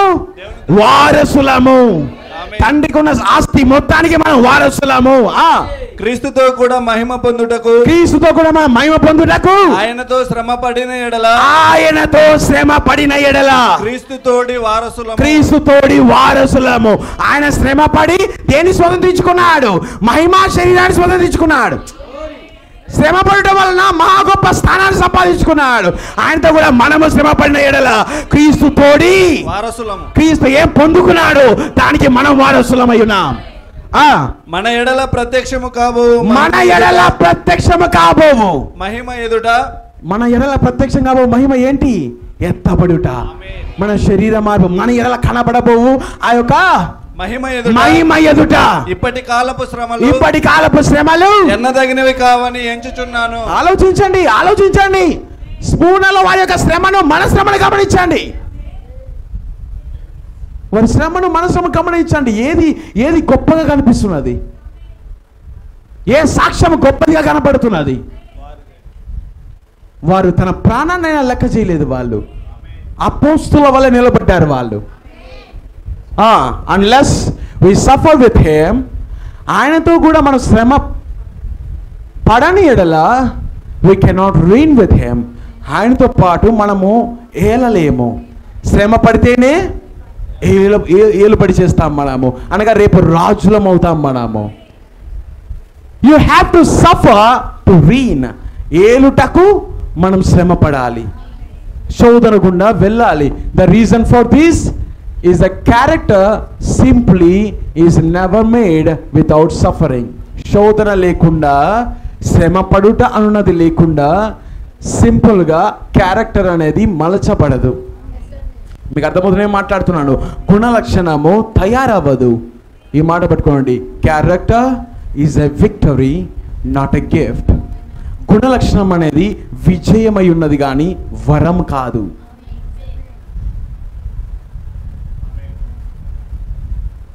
గుణలక్షణం అనేది విజయమే కానీ వరం కాదు, గిఫ్ట్ కాదు. క్యారెక్టర్ ఏం చేయబడుతుంది? మలచబడుతుంది. అది జయించు వారికే వస్తుంది. A man without character can't reign. గుణలక్షణం లేకుండా ఏ మానవుడైనా, ఏ మనుషుడైనా కూడా ఏలలేడు. Because power apart from character is satanic. గుణలక్షణం లేని శక్తి దయ్యపు శక్తి. పాటలు పాడే వరం ఉందా? ప్రవచించు వరం ఉన్నా? ఆ తర్వాత భాషలు మాట్లాడే వరం ఉన్నా? ఏ వరాలున్నా ఇవన్నీ కూడా శక్తి, ఒక అధికారం, ఒక పవర్. కానీ ఇవన్నీ ఉండి క్యారెక్టర్ లేదనుకోండి, అది దయ్యం అంటున్నాడు. గుణలక్షణం లేని అది సైటనిక్, అది దయ్యపు సాతాను సంబంధమైనది. But power with character is fit to rule. ఈ ప్రతి మాటలు అద్భుతం. గుణలక్షణంతో కూడిన శక్తి ఏలుబడి చేయడానికి ఫిట్ అయిన వారు. ఆ గుణలక్షణము సరిపోతుంది. అది since he wants us to share even his throne on the same basis that he overcome and he sat down in his father's throne. తాను జయించి తండ్రి సింహాసనం మీద కూర్చున్న అదే విధానంలో ఎవరైతే వస్తారో వారే సింహాసనం మీద కూర్చుంటారు. ఆయన శోధన గుండా వెళ్ళి జయించి తన తండ్రితో పాటు కూర్చున్నారు సింహాసనం మీద. అలాగే ఎవరైనా కూడా వచ్చి కూర్చోవాలంటే అదే శ్రమల గుండా వచ్చి కూర్చోవాలి. Amen? Now, then we have to overcome to sit with him. ఆయనతో పాటు కూర్చోవాలంటే మనము జయించాలి. కొంచెం మనం దాటి వెళ్ళిపోదాం.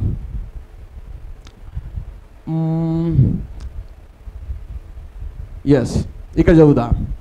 నా దిస్ స్పెషల్ కండిషన్ ఇన్ స్మూర్ణలో ఉన్న చిన్న కండిషన్ ఏది? నీ శ్రమను, నీ యొక్క దరిద్రతను నేను ఎరుగుతును. ఆ శ్రమ ద్వారానే ఏమొస్తుంది?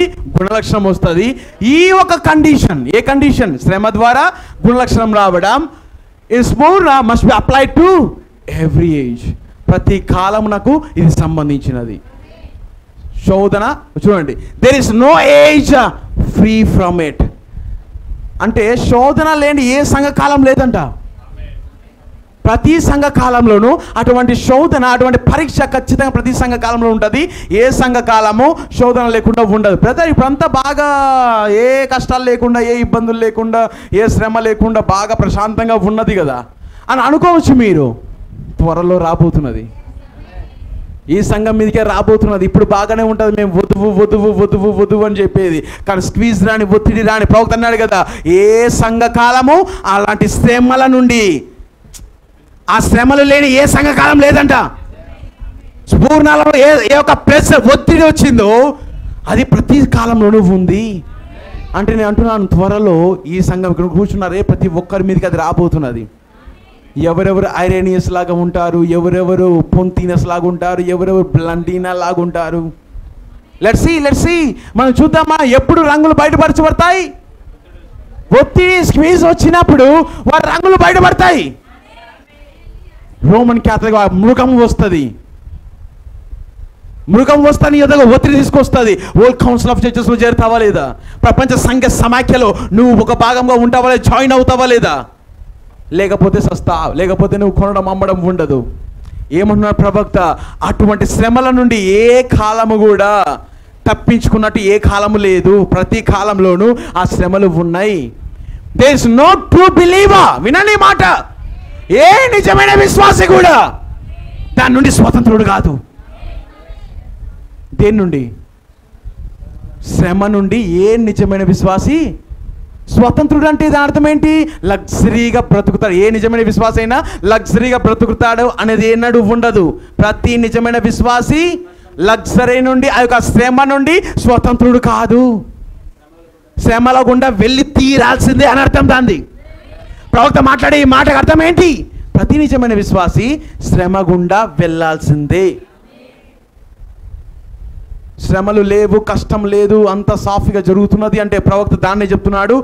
గమనించండి, దిస్ ఈజ్ ఆఫ్ గాడ్, అది దేవుని వల్ల కలిగినదే శ్రమ. This is the will of God, అది దేవుని చిత్తమే శ్రమ. ఇట్ ఈస్ నీడ్ఫుల్, అది అవసరమైనదే. ఎందుకండి? ఎందుకు అవసరము? ఎందుకు మనకు అది అవసరము? మన క్యారెక్టర్, మన పరిపూర్ణమవుట కొరకు, మన క్రీస్తు యొక్క సంపూర్ణతకు సమానమైన సంపూర్ణతను రాయబడినది. సమానమైన సంపూర్ణత లోనికి మనం ప్రవేశించుటకు శ్రమ అవసరం మనకు. We need the Lord to teach us the truth that we are to suffer and be Christ-like in doing it. మనకేం అవసరం తెలుసా? ప్రభువు యేసుక్రీస్తు మనకు అవసరం బోధించుటకంట. మనకు బోధించకు క్రీస్తు అవసరం. ఏం బోధించుటకు? నీవు తప్పకుండా శ్రమ అనుభవించాలి అని చెప్పే క్రీస్తు మనకు అవసరం. ఆ క్రీస్తు ఇక్కడే ఉన్నాడా? ఆ దేవుడు ఇక్కడే ఉన్నాడా? ఆయన ఏమని చెప్తున్నాడు? మీకు శ్రమ ఉండాలి, కష్టం ఉండాలి. అది ఉంటేనే మన పరిపూర్ణులు అవుతాం. Love suffereth long and be kind. ప్రేమ దీర్ఘశాంతము చూపించును మరియు దయ కలిగి ఉండును. కైండ్ అంటే అదేనా?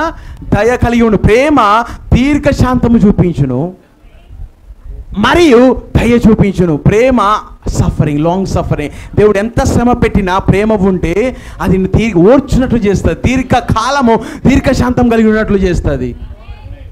Fight war. Blessed are ye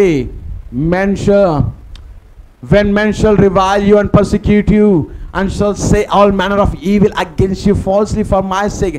నా నిమిత్తము జనులు మిమ్మల్ని నిందించినాను, శ్రమ పెట్టినాను, అంతేనా? మిమ్మల్ని దూషణకరమైన మాటలు పలికినాను, మీరు ధన్యులై ఉన్నారు. నా నిమిత్తము rejoice and be exceedingly glad. ఇందును బట్టి మీరు సంతోషించుడి, గంతులు వేయండి.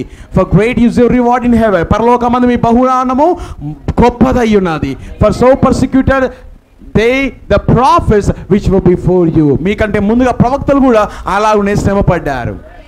ఈ మాట చూడండి, నేను దీనికోసమే వస్తున్నా. The cloudy skies and storms of life are no signs of God's disapproval.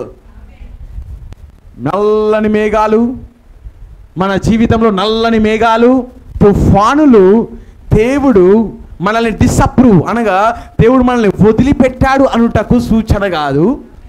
neither a bright sky and still waters signs of his love and approval. నిమ్మలంగా ఉన్న సముద్రము, మన జీవితంలో నిమ్మలంగా ఉన్న సముద్రము, ప్రకాశమానమైన ఆకాశము దేవుడు మన ఎలా ప్రేమ కలిగి ఉన్నాడనుటకు రుజువు కాదు. శ్రమ వచ్చినప్పుడు దేవుడు మనల్ని ద్వేషించాలని కాదు. అంత బాగా సాఫీగా వెళ్తున్నప్పుడు దేవుడు మనల్ని ప్రేమిస్తున్నాడు అనుటకు సూచన కాదు. His approval of any of us is only in the beloved. ప్రియమైన వారి యందే ఆయన తన యొక్క ఆమోదమును తెలుపుతాడు. అనగా వారి ఎడల ఎప్పుడు తోడుగా ఉంటాడు. ప్రియమైన వారు ఎవరు? బిల్లవడ్ ఎవరు? ప్రియమైన వారు ఎవరు? వధువేనా? తన ప్రజలు ప్రియమైన వారు, వారి ఎడల ఎప్పుడు ఆయన ఆమోదం, అప్రూవల్ కలిగి ఉంటాడు, వారి పక్కనే ఉంటాడు. His love is elective. ఆయన ప్రేమ ఏర్పాటు ప్రేమ which he had for us before the foundation of the world. జగత్తు పునాది వేయబడక మునిపే ఆయన మన కొరకు కలిగి ఉన్న ప్రేమ ఏర్పాటు ప్రేమ. Does he love us? ఆయన మనల్ని ప్రేమిస్తున్నాడా? ఎస్ ప్రవక్త అంటున్నాడు, అవును ఆయన మనల్ని ప్రేమిస్తున్నాడు. But how shall we know ఆయన మనల్ని ప్రేమిస్తున్నాడు మనకి ఎలా తెలుస్తుంది? we shall know because he said so. ఆయన ఎలా తెలుస్తుంది అంటే ఆయన మనల్ని ప్రేమిస్తున్నాడని ఆయన చెప్పాడు కాబట్టి. ఆయన మనల్ని ప్రేమిస్తున్నాడని ఎలా తెలుస్తుంది అంటే ప్రవక్త చెప్పినట్లు ఆయన చెప్పాడు కాబట్టి. ఎలా చెప్తాడు ఆయన? బైబిల్ ద్వారా చెప్తాడు నీకు. అంతేగాని బాగా ఆశీర్వాదాలు వస్తుంటే అలా చెప్పండి నీకు, బాగా కష్టాలు వస్తుంటే నేను ద్వేషిస్తున్నాను అలా చెప్పండి నీకు. ఎలా చెప్తారంటే ఆయన ప్రేమ నోటి మాట ద్వారా, నేను నిన్ను ప్రేమిస్తున్నా. ఆయన మాటలు ఏమై ఉన్నది? వర్డ్, వాక్యమై ఉన్నది. And manifest that he did love us, for he brought us to himself and gave us of his spirit, placing us as a son. ఆయన మనల్ని చూడండి, ఆయన చెప్పాడు కాబట్టి ఆయన మనల్ని ప్రేమిస్తున్నాడని అర్థమవుతున్నది. చెప్పి అలానే ఉండడంట మళ్ళా. And manifested that he did love us, for he brought us to himself. ఆయన ఏదైతే చెప్పాడో ఆయన నిన్ను ఆయన దగ్గరకు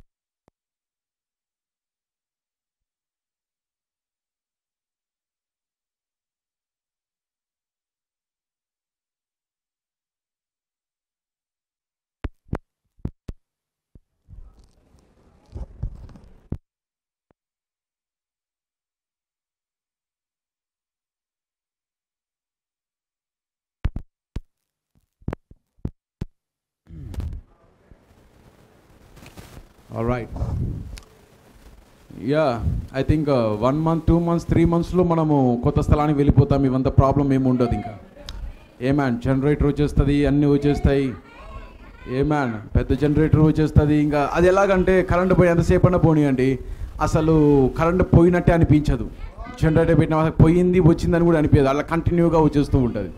సో ప్రతిదానికి మన యొక్క భౌతికంగా మన శ్రమకు విమోచన దగ్గరలోనే ఉన్నది, ఆత్మ సంబంధంగా ఈ శరీరానికి విమోచన దగ్గరలోనే ఉన్నది. ఈ మందిరానికి మనం ఇంతకాలం 5 years వరకు మనం ఇలానే మనము ఆరాధన చేశాం.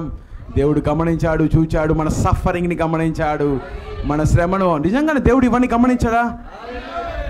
ఇంత వేడైన లోపల కూర్చొని ఇంత వేడైన వర్తమానం కొరకు ఇంత వస్తున్నప్పుడు దేవుడు కొన్నిసార్లు గమనిస్తూ చూస్తూనే వెళ్తూ ఉంటాడు. కొంచెం దేవుడు ప్రవక్త అంటాడు, కింద చదువుదాం చాలా అద్భుతమైన మనం కింద, ఐ నో దై సఫరింగ్, నీ శ్రమను నేను ఎరుగుదును. తర్వాత వెంటనే నీ దరిద్రతను.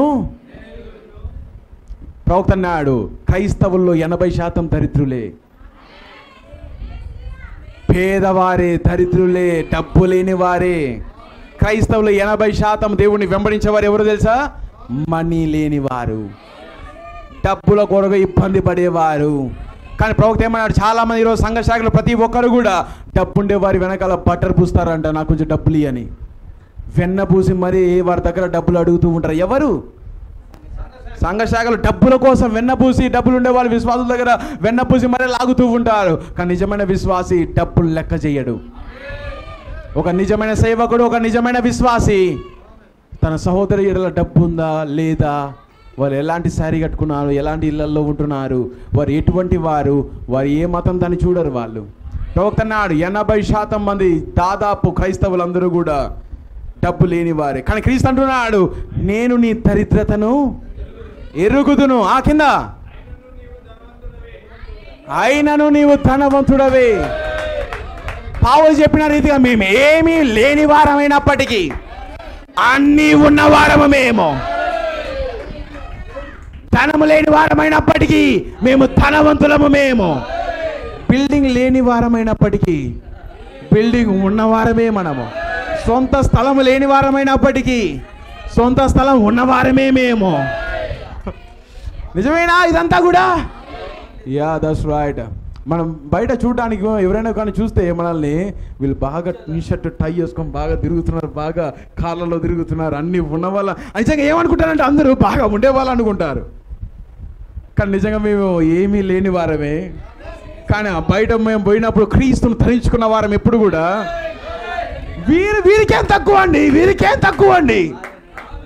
ఆకాశములకు ఏమంటున్నారంటే ఆకాశ పక్షులు చూడండి, విత్తము కోయము, పంటలు పండింపము, కొట్లలో కూర్చుకోవడము, దేవుడు వారిని పోషించు. పూర్ణ సంఘంగా వారికి ఏమీ లేకపోవచ్చు, కానీ వారు ధనవంతులు. ఎందుకు? జీవ కిరీటం, మహా గొప్ప జీవ కిరీటం వారికి రాబోతున్నది. Nonsense things. ఆల్రైట్,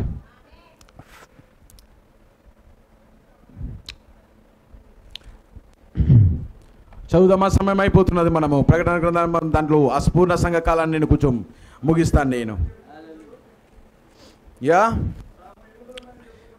నా ఇప్పుడు ఏం చెప్తున్నా? నీ క్రియలు నేను ఎరుగుతును, నీ దరిద్రత, నీ యొక్క దరిద్రత నేను ఎరుగుతును, అయినను నీవు ధనవంతుడవే. ఎందుకంటే పూర్ణ సంఘ కాలంలో ఉన్నవారు మహా గొప్ప రాజ్యాన్ని ఏలబోతున్నారు భవిష్యత్తులో. వాళ్ళు వధువేనా? మనతో పాటు సహా వధువేనా? రేపు త్వరలో ప్రధాన దూత శబ్దం మోగగానే ఆ బెలీనస్, దాని పేరు ఏం పేరు? బ్లండీనా, శాంక్టస్, ఐరేనియస్, పాలికాప్, వీళ్ళందరూ పైకి లేస్తారు. వీళ్ళందరూ పరిశుద్ధులందరూ పైకి లేస్తారు. త్వరలో ప్రధాన దూత శబ్దం కింద వారందరూ పైకి లేస్తారు. వారికి కలగపువ్వు మహిమ నిమిత్తమై వారి ప్రాణమును పక్కన పెట్టేశారు, వారి శ్రమలను వారు అంగీకరించారు. వారు అందుకన్నా నీవు ధనవంతుడవే. కింద తాము యూదులమని చెప్పుకొనొచ్చు. ఇప్పుడు కొంచెం ఎక్కడికి వస్తున్నాడు చూడండి, ఆ యొక్క ప్రాబ్లం ఎదుగు వస్తున్నాడు. ఎవరున్నారన్నా తాము యూదులమని చెప్పుకొనొచ్చు, యూదులు కాక సాతాను సమాజపు వారి వలన నీకు కలుగు సినగోగ్ ఆఫ్ సైటన్. ఎంతమంది తెలుసు ఆ వర్తమానం? ఇంకా యూట్యూబ్లో అది ఇంకా ఉన్నది, అది సినగోగ్ ఆఫ్ సైటన్. నేను ఈ 2 మాటలనే మొత్తం ఆ వర్తమానం అంతా మాట్లాడాను నేను. యూదులు కాకయే యూదులు అని చెప్పుకుని వారు సాతాను సమాజపు వారు. నేను ఆ యొక్క ప్లేలిస్ట్లో ఏం పెడతాను అంటే, ఆ పూర్ణ సంఘాలు ఇప్పుడు చెప్పబడింది మొత్తం పెట్టిన తర్వాత దాని కిందనే ఈ యొక్క వర్తమానం కూడా పెడతాను నేను ఇప్పుడు దీన్ని నేను వివరించాల్సిన పని లేదు. నేను ఇప్పుడు మీ అందరికీ ఆల్రెడీ వర్తమానం ఉన్నది. అది సాతాను సమాజపు వారు యూదులు కాకయే యూదులు అని చెప్పుకుని వారు. దాని అర్థం ఏంటో తెలుసా?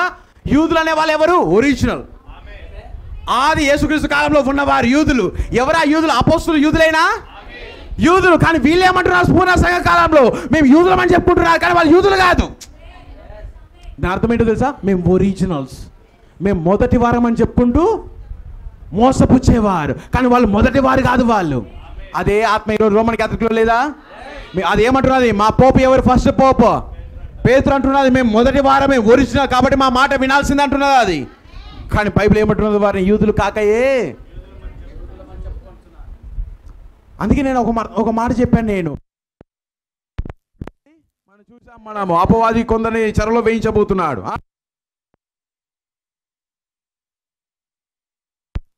10 దినములేడో కాదు, 10 years ట్రిబులేషన్, 10 సంవత్సరాల శ్రమ రాబోతున్నది.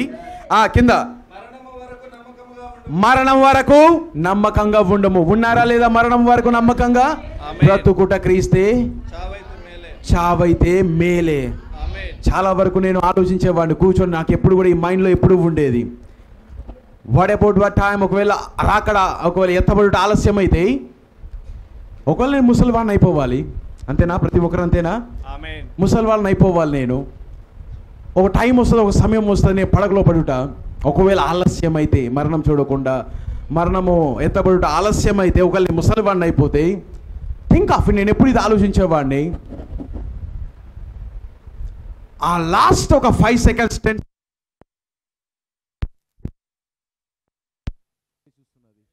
లవోదిక ఏమవుతున్నది? అది చల్లగా కాదు, అట్లా వేడిగా కాదు, నిలువెచ్చిన స్థితిలోకి వెళ్ళిపోతున్నది. కాన్ఫిడెన్స్ లేదు, సిన్సియరిటీ లేదు, యథార్థత అనేది లేదు. సో ఆరాధనకు వచ్చేటప్పుడు ప్రతి ఒక్కరు కూడా ప్రతి ఒక్కరికి నేను చెప్తున్నాను, ప్రేయర్ఫుల్గా రాలేదు అంటే ఇలాంటివన్నీ వస్తాయి. అవిశ్వాసం ఉన్న చోట ఇవన్నీ వస్తాయి. ఆచారంగా కాకుండా ఎక్స్పెక్టేషన్, ఎదురుచూపు, దేవుని వాక్యం కొరకు ఆరాధన అనే ఆత్మతో రండి, ఆరాధించాలి. తెలుసు కదా, ప్రవక్త ఒక క్రమాన్ని పెట్టాడు. ఒక అరగంట సేపు, గంట సేపు ముందే రావాలి. నీ సన్నిధిలో మోకరించి ఆరాధన చక్కగా జరుగునట్లు ప్రార్థించండి. ఏ దయ్యము పనిచేయదు, ప్రతి దయ్యము దూరపరచబడుతుంది. సో బీన్ ప్రేయర్, ప్రార్థనలో ఎక్కువగా ఉండండి. ఇది మళ్ళీ రిపీట్ అవ్వకూడదు. ఇదంతా మళ్ళీ సంఘంలో ఏ దయ్యము ప్రవేశించకూడదు. That's right. ఆమేన్. ఎంతమంది ప్రార్థిస్తారు? ఎంతమంది? అఫ్ కోర్స్ దేవుడు మంచి స్థలాన్ని దేవుడు సిద్ధపరిచాడు. త్వరలో త్వరలో అదంతా క్లియర్ అయిపోయి, నా తెలిసి 1 month 1.5 monthలో అదంతా క్లియర్ అయిపోయి త్వరగా అది కట్టబడట కూడా ముగించబడుతుంది, త్వరలోనే అయిపోతుంది. ఆ తర్వాత ఆ స్థలానికి దేవుడు నడిపిస్తాడు. ఎంతో కాలం నుండి మనం ప్రార్థించాము, ప్రతి ప్రార్థనకు జవాబు త్వరలోనే దేవుడు దయచేస్తున్నాడు. ఆల్ రైట్, సమయం అయిపోతున్నది. God bless you.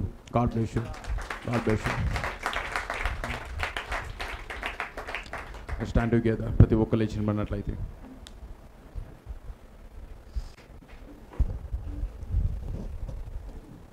ఈ సమయాన్ని సంఘ కాపరిని అప్పగిస్తున్నాను. మహాగణుడవైన తండ్రి, ఈ ఉదయకాల సమయంలో పూర్ణ సంఘకాలమును మా ముందుకు తీసుకొని వచ్చావు. మా దరిద్రతను మీరు ఎరిగిన దేవుడవు తండ్రి, మా యొక్క తొందరలు మీరు ఎరిగిన దేవుడవు నాయన, మా శ్రమను మీరు ఎరిగిన దేవుడవు తండ్రి. ఇదిగో ప్రభువా, మా యొక్క దీన దశను మీరు ఎరిగిన దేవుడవు తండ్రి. మళ్ళీ తిరిగి మేము మమ్మల్ని జ్ఞాపకం చేసుకుంటానని చెప్పిన దేవుడవు తండ్రి. ఏమి లేనప్పటికీ మేము ఉన్నవారమని మాకు చూపించిన దేవుడు దేవా.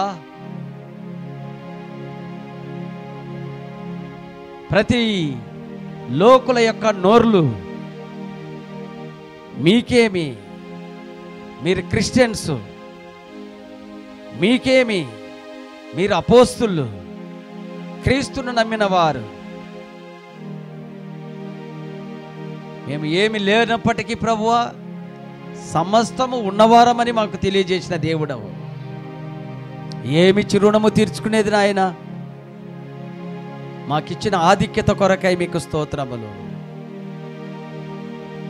నిజముగా మా శరీరాలు మార్పు చెందితే చాలు నాయన. హానోకు వలే ప్రభువా అవతల గట్టు నడిచే విధానము దేవా మీకు స్తోత్రములు తండ్రి. ఎత్తబడుట అన్నది ప్రభువా, ఓ దేవా మీకు స్తోత్రములు. ఆ యొక్క స్థానానికి వచ్చినప్పుడు, ఆ సమయానికి వచ్చినప్పుడు మా సంఘాన్ని, మమ్మల్ని అందరినీ జ్ఞాపకము చేసుకోనమని సోలో ప్రార్థన చేస్తుంటున్నాం.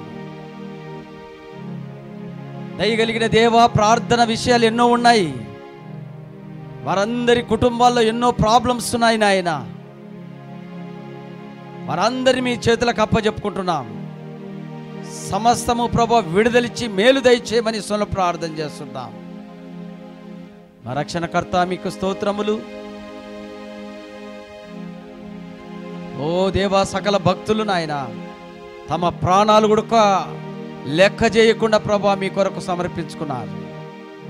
వారికంటే ముందుగా మీరు ప్రభు పరలోకం నుండి దిగి వచ్చి, ఓ తండ్రి, మీ పరిశుద్ధమైన రక్తము ద్వారా లోక మనుషులను, మమ్మలందరినీ కడిగి వేసిన దేవుడు, మా పాపాలను, మా దోషములంతా శుద్ధి చేసిన దేవుడు. మిమ్మల్ని స్తుతిస్తున్నాము, ఘనపరుస్తున్నాం. అయితే ప్రభు ఐరేనీషియా, ఇదిగో పాలికార్పు, ఇదిగో ప్రభు భక్తులు అందరూ మరణించి సమాధిలో ఉన్నారు, కానీ మీరు మాత్రము చనిపోయి తిరిగి లేచిన దేవుడవు నాయన. మీ ద్వారానే సకల భక్తులు లేవబోతున్నారు. అందును బట్టి మీకు స్తోత్రములు. అలాంటి సర్వభౌమాధికారము కలిగిన దేవుడవు నాయన. మీరు లేకపోతే ఏ భక్తుడు లేవడు నాయన. మీరు లేకపోతే ఏ యొక్క ప్రవక్త లేవడు తండ్రి, ఏ విశ్వాసి లేవడు తండ్రి. మేము తిరిగి మార్పు చెందాలంటే కేవలం మీ యొక్క ఈ గడియ వర్తమానము ద్వారానే, మీ శిలువ రక్తము ఈ గడియ వర్తమానములో ఉంచినామని మేము నమ్ముతూ, మమ్మల్ని తిరిగి ప్రభు మా దరిద్రత, మా శ్రమ అన్నిటిని తప్పించి, ఓ దేవా అవతల గట్లో మమ్మల్ని ఉంచినామని నమ్ముతూ, నీ బిడ్డలను క్షేమంగా తీసుకొచ్చిన దేవుడు మళ్ళీ క్షేమంగా వాళ్ళ ఇళ్లను చేర్చండి. భోజనాలు సిద్ధపరిచిన బిడ్డలను, కుటుంబాలను దీవించి ఆశీర్వదించండి. ఇదిగో భోజనం చేసుకుని వెళ్తున్న నీ బిడ్డలను జ్ఞాపకం చేసుకోనండి. ఇదిగో మందిర విషయంలో ప్రభా నీ బిడ్డలను, ఓ వాయిద్యాలు వాయించే బిడ్డలను నాయన చక్కగా ప్రభా సిద్ధపరుస్తున్నారు. మీకు స్తోత్రములు. పాటలు పాడే బిడ్డలను సిద్ధపరుస్తున్నారు. వారి వారి యొక్క పరిచర్యలను చక్కగా నడిపిస్తున్నారు, మీకు స్తోత్రములు. సంఘం ఒక పరిపూర్ణతలోనికి తీసుకొస్తున్నారు, మీకు స్తోత్రములు. నూతన కుటుంబాలను తీసుకురండి ప్రభువా. ఉన్న కుటుంబాలే కాదు నాయనా, ఇంకా నూతనమైన కుటుంబాలు వర్తమానము కొరకు నీ బిడ్డలను ఆకర్షించండి. ప్రతి అంతరాలను దూరపరచండి నాయన. మా సంఘానికి మంచి ఒరిజినల్ అయిన ఒక జనరేటర్ మీరు దయచేయండి. అంతేకాదు కరెంటును ప్రభా పుష్కలంగా, ఓ తండ్రి, ఏ యొక్క తొందరలు లేకుండా కరెంటు ప్రభువా మరి నాయన కంటిన్యూగా ఉండే ఒక, ఓ తండ్రి మరి నాయన కనెక్షన్ మంచిది దయచేయండి ప్రభువా. సమస్తము నీ నామానికి మహిమ కలుగునట్లుగా మా గుణలక్షణములు మీకు ప్రీతికరంగా ఉన్నట్లుగా మా జీవితాలు ఆ విధంగా జీవించే కృప మాకు దయచేయండి. సంఘము నూతన జన్మతో, పరిశుద్ధాత్మ బ్యాప్టిజముతో, అగ్ని బ్యాప్టిజముతో నింపబడి ప్రభువా మీ వాతావరణము చేత నింపబడే కృప దయచేయమని, సంఘములో ప్రార్థించే బిడలుగా లేపమని, వర్తమానాలు వాక్యము ఏది తక్కువ లేకుండా ప్రభువా పరిపూర్ణతలోనికి మమ్మల్ని తీసుకురామని, ప్రతి శ్రమలోను, కష్టములోను, ఇబ్బందులోను, ఇరుకులోను మేము స్థిరపడే కృప దయచేయమని, మేము త్రొట్టిల్లకుండా ప్రభువా వాక్యం అనే రాయి దగ్గర అన్నిటినీ భరిస్తూ దాటుకుంటూ అవతల గట్టు వెళ్ళడానికి కృప దయచేయమని మాట్లాడిన యవన బోధకునికి ఎదుగో ప్రభువా బలముగా మీ ఆత్మ కింద పెట్టి నడిపించమని, మీ ఆశీర్వాదం కింద నింపమని, బోధిస్తున్న ప్రతి ప్రసంగము పర్ఫెక్ట్గా ప్రభువా మరి నాయన ఏ అంతరాయము లేకుండా మీరే ఉండి నడిపించమని, దేవా ఇక్కడ రోగులుగా ఉంటే బాగు చేయండి, అస్వస్థతలు ఉంటే సంపూర్ణంగా స్వస్థతనివ్వండి, అప్పుల బాధల్లో ఉంటే యేసునామములో విడుదలివ్వండి. ఓ దేవా మరి వివాహ విషయాల్లో యవన బిడ్డలు ప్రభువా మరి నాయన తల్లిదండ్రులకు మీకును అవిధేయులుగా ఉంటే మార్చండి. అందరినీ బాగు చేయండి తండ్రి, మమ్మల్ని అందరినీ బాగు చేయండి నాయన. మీ పరిశుద్ధాత్మ కింద మమ్మల్ని అందరినీ, మీ రెక్కల కింద మమ్మల్ని అందరినీ ప్రభువా చేర్చి బాగు చేయమని స్వలో ప్రార్థన చేస్తున్నాము. అయ్యా గొప్ప దేవా, వారి కుటుంబాల్లో విచ్ఛిన్నమైన కుటుంబాలు, విచ్ఛిన్నమవుతున్న కుటుంబాలను బాగు చేయండి నాయన. సంపూర్ణంగా మీ ఆత్మ కింద నింపి నడిపించమని స్తుతి, ఘనత, మహిమ, ప్రభావాలు చెల్లించుకుంటూ వచ్చిన వారిని, రాలేని బిడ్డలందరినీ మీ పాదాలకు అప్పచెప్పుకుంటూ ప్రభు అయిన యేసుక్రీస్తు నామములో ప్రార్థించి అడిగి వేడుకుంటున్నాము. ప్రభు అయిన యేసుక్రీస్తు కృప, ఆయన కాపుదల ఇప్పుడును ఎల్లప్పుడూ సదాకాలం మన శరీరములు మార్పు చెంది అవతల గట్లో ఉండేంత వరకు ఆయన భద్రత, కాపుదల దేవదూతల నుంచి కాచి నడిపించునుగాక. ఆమేన్, ఆమేన్, ఆమేన్. God bless you brother. Praise Lord, praise Lord, praise Lord, praise Lord, praise lord.